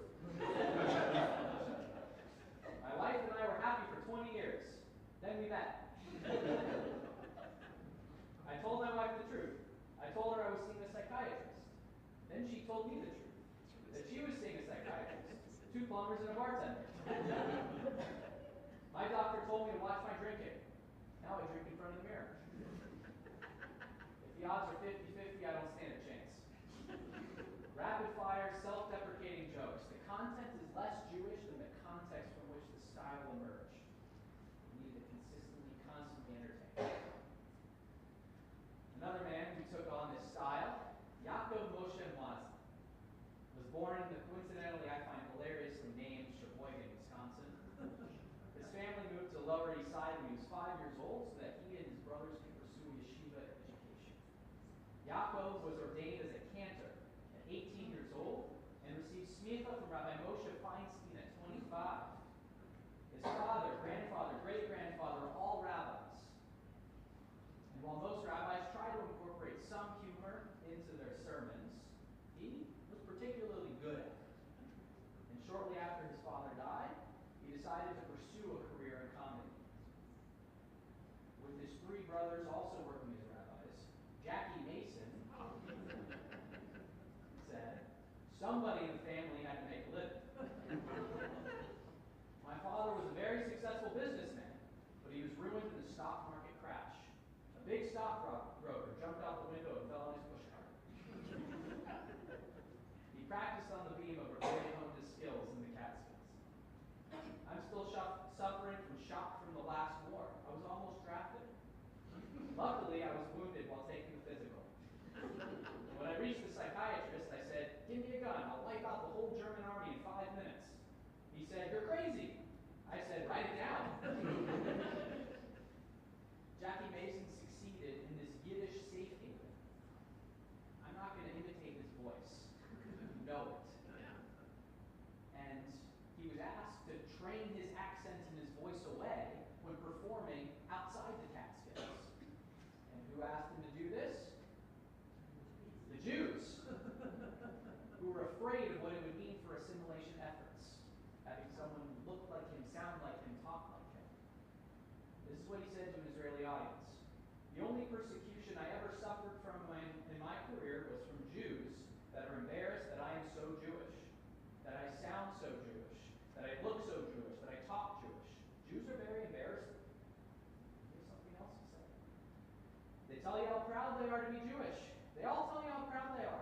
There's not one Jew in the United States who won't tell you how proud he is to be Jewish.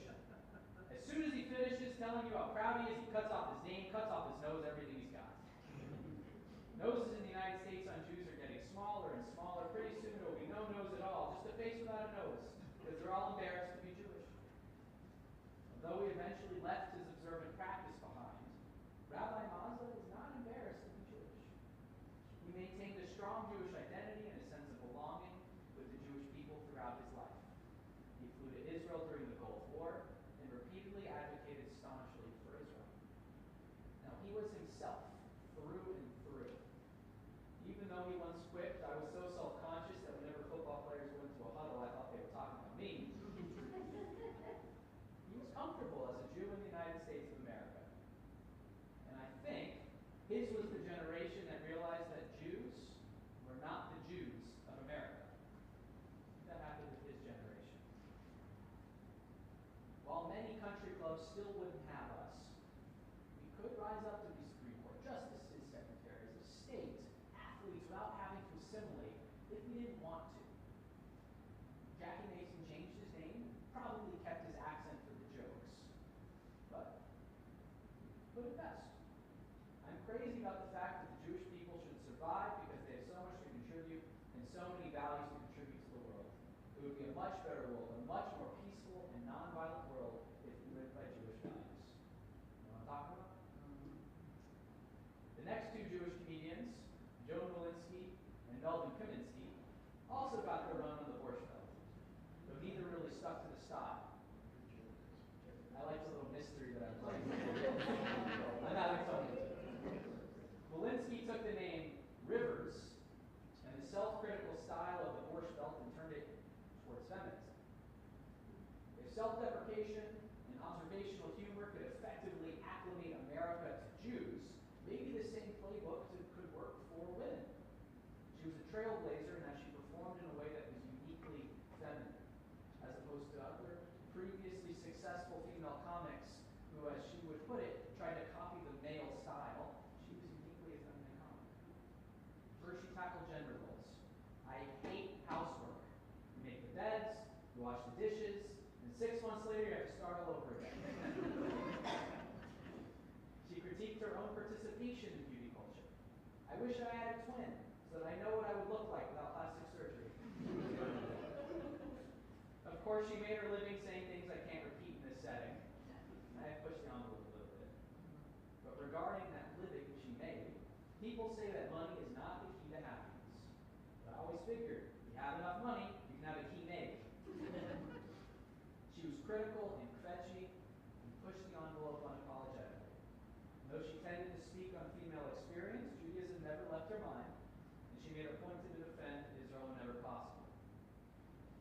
Perhaps because she felt comfortable as a Jew in this country, she used comedy to advance feminism in the United States and inspired many to follow suit. Melvin Kaminsky, better known as Mel Brooks, also left the Borscht Belt to bring comedy to the masses in a different way. He used movies and TV shows. He was admittedly not a religious Jew. Most of these comedians were not. As he said, I'm rather secular. I'm basically Jewish. But I think I'm Jewish not because of the Jewish religion at all. It wasn't a comedic comment. I just wanted to admit that his thought process went through him.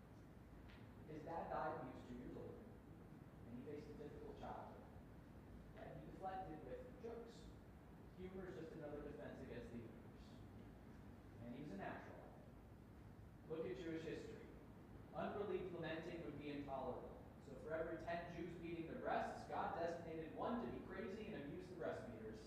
By the time I was 5, I knew I was out. This was the inspiration for his often criticized, but now I think fairly popular, comedy song, Springtime for Hitler. A musical love letter to Hitler and the Third Reich. Now, he made jokes about it exactly because of how painful the show was. His jokes softened the blow. Like Rivers, he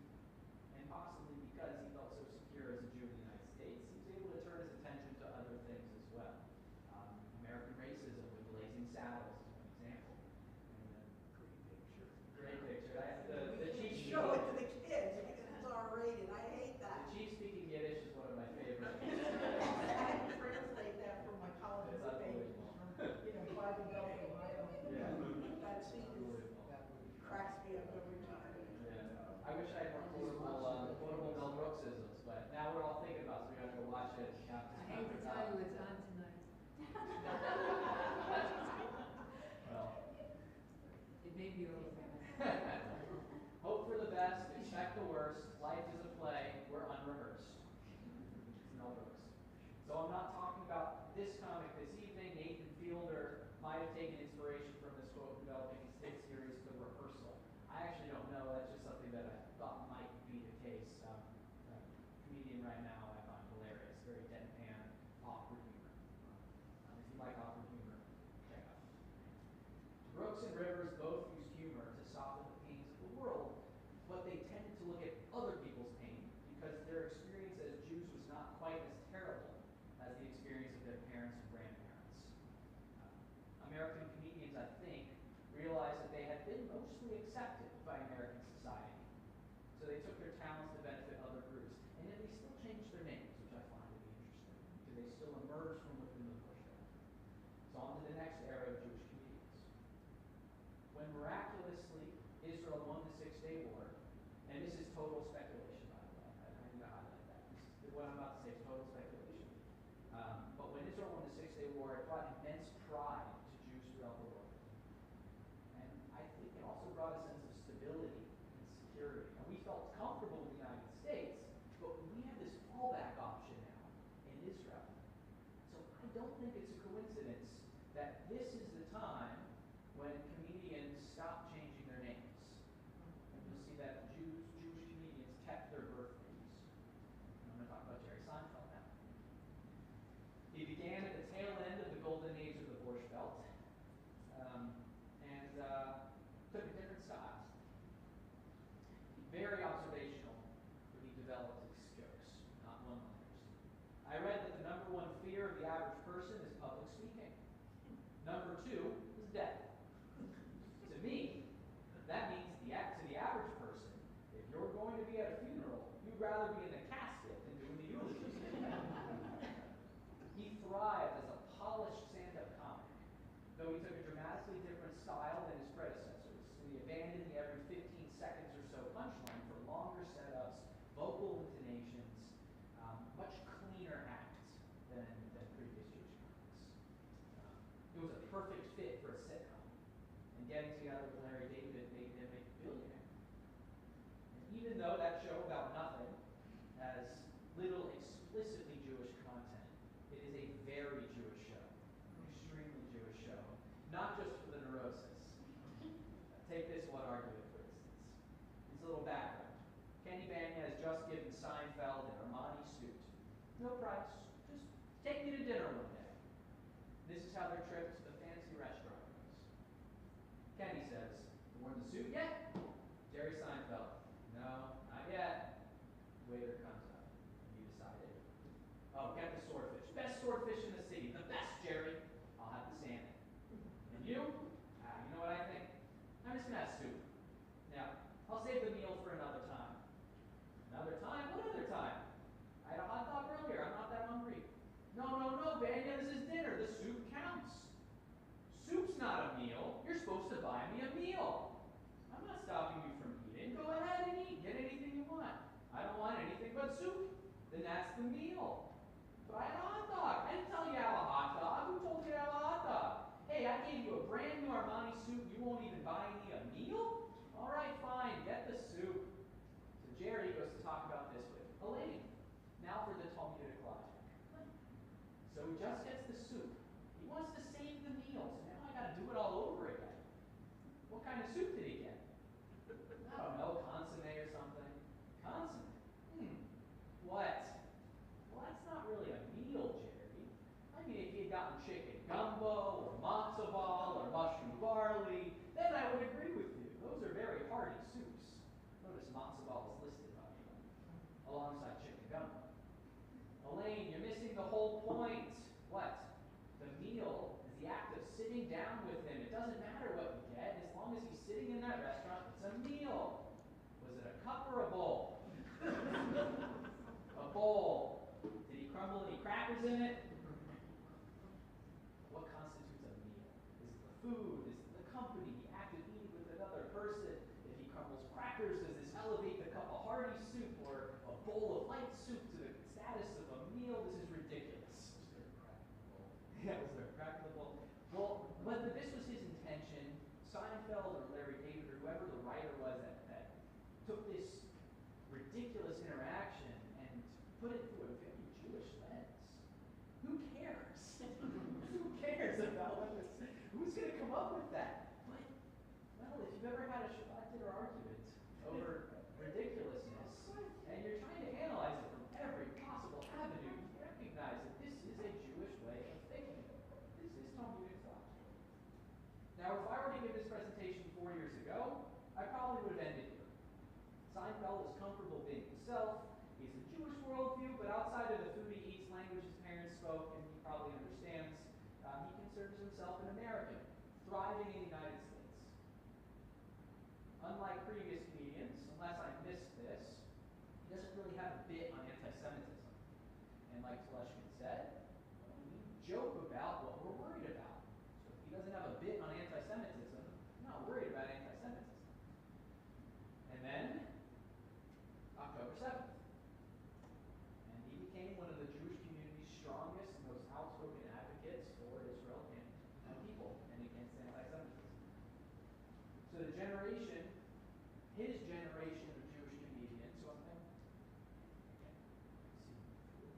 not an expert on Jewish comedy, but I think it is fair to say that the number of jokes about the Holocaust have decreased over the years, the number of jokes about anti-Semitism have decreased until 3 years ago. And now they're going to start increasing again.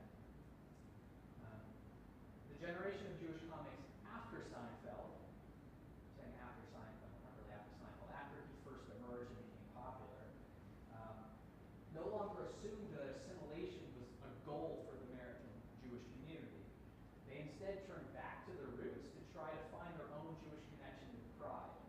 And they've done it in different and in Jewish circles, sometimes controversial ways. But I think that it's important for us to see what's going on with their humor and the way that they portray Judaism.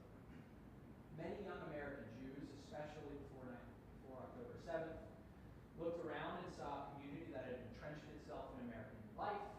Many of these individuals themselves never faced anti-Semitism. They saw the Jew and dog-free signs as ancient history.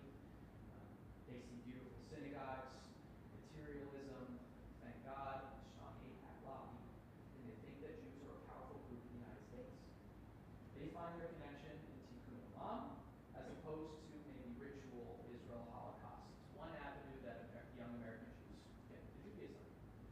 Seth Rogen is one such individual. He grew up deeply engaged in Jewish community life. Went to Jewish summer camp, Jewish day school. Moyle hired him when he was 14 to write his shtick. Here's one of the jokes that he wrote when he was 14. I used to work in Winnipeg, but I had to move to Vancouver. You see, there's not a lot of work with the Moyle who shivers uncontrollably. He's unabashedly left-wing, taking his influence from the Habonite Dror upbringing as the child of two socialist Canadian Jews who met on a kibbutz. He moved to the U.S. when he was 16 and took a lot of his Canadian upbringing with him. And as he once quipped, probably after an accusation, where I come from, communism is not a terrible word. See, American versus Canadian, there's a background. Now, his comedy throughout much of his early years can be summarized as raunchy with an emotional side. You like him, you don't, it doesn't matter. Freaks and Geeks, Superbad, which he did with Jonah Feldstein, changed his name to Jonah Hill, an outlier in our era. But that's not why I'm bringing him today. Now, he plays a Jewish immigrant named Herschel in a movie called American Pickle. Anybody seen it? Herschel falls into pickle brine in 1920 and gets sealed for 100 years to emerge in 2020 and meet his great-grandson Ben, who Rogen also plays. Now, I learned recently that Seth Rogen has a beard. It was his own beard when playing the great-grandfather, and he shaved when playing the great-grandson, and he had to record both of those, to figure that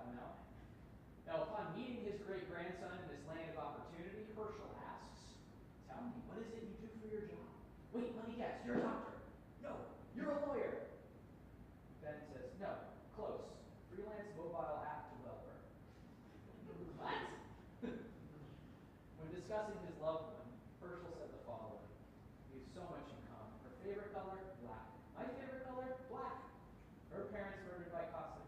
My parents murdered by caustics." Herschel looking at a picture on Ben's wall, trying to get to know his great-grandson. "Is this your father? No, that's David Bowie. Is this your mother? No, that's David Bowie." Ben, the fourth generation American Jew, and Herschel, the Jewish immigrant from Eastern Europe, see the world completely differently, though they have similar mannerisms as you might expect from relatives. Now, ultimately, the movie comments on the development our community has undergone since that mass immigration from the early 20th century to now, and why Ben, who seems to want to assimilate, might be missing out on a world of meaning if he does. And if I understood this movie correctly, and again, you're not going to really understand what people are writing or intending, it seems like it's a starkly anti-assimilationist movie, even if it does not advocate religious observance or commitments to Islam.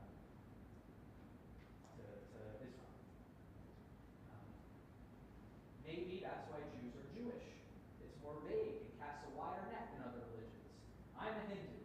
I'm a Muslim. I'm Jewish. Less commitment is involved with issues in the mix. Adam Sandler puts on a persona that, unlike the Jews in the past, he's dim-witted. As he says, "I finished a big book the other day, 421 pages. That's a lot of coloring when you think about it." Unlike the previous generation's obsession with wearing foreign brand clothing, a phenomenon that Jackie Mason liked to talk about, as he argued it was a way to look less Jewish. Nobody would ever be caught wearing a Horowitz. Unlike his predecessors, Sandler often goes to big events in shorts and a t-shirt. He's a public goof who's unapologetically himself. But it's probably just a shtick, because he comes across as pretty sharp when he's interviewed. Actually went to college with him. Did you really? He's very shy. He would only talk if he knew everybody in the room. Wow. Really nice guy.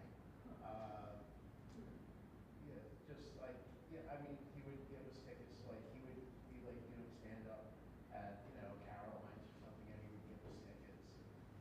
Yeah, was a really nice guy. And he was very humble. Never thought that he was better than anybody else. His writing partner, Tim, was his roommate. And what happened is that Tim had written some jokes, and he said, "I would like to have some jokes for you." And he goes, "You probably don't think they're funny, but Joe Attenborough read them, he liked them." And Tim Worley became his writing partner for all of the movies. And it was just a lucky thing that freshman year that they were assigned to being roommates together. Unbelievable. And Tim was, right, Tim's not Jewish, but Tim was your quintessential early mid-'80s punk rock wannabe. That he had bleach blonde spiked blonde hair, shaved on the sides, and would wear a black leather bomber jacket with writing of various local bands in whiteout. Amazing. Wow. So where Sandler fits into today, I want you to imagine what you know about Groucho Marx or Jackie Mason singing this song. Put on your yarmulke.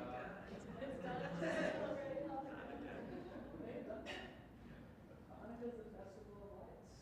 Here's a list of people who are Jewish, just like you and me. Really, the first generations of Jewish comedians singing David Lee Roth lights the menorah. So do James Caan, Kirk Douglas, and the late Dinah Shora. Guess who eats together at Carnegie Deli? Bowser from Sha-Na-Na and Arthur Fonzarelli. Paul Newman's half Jewish, Goldie Hawn's half too. Put them together.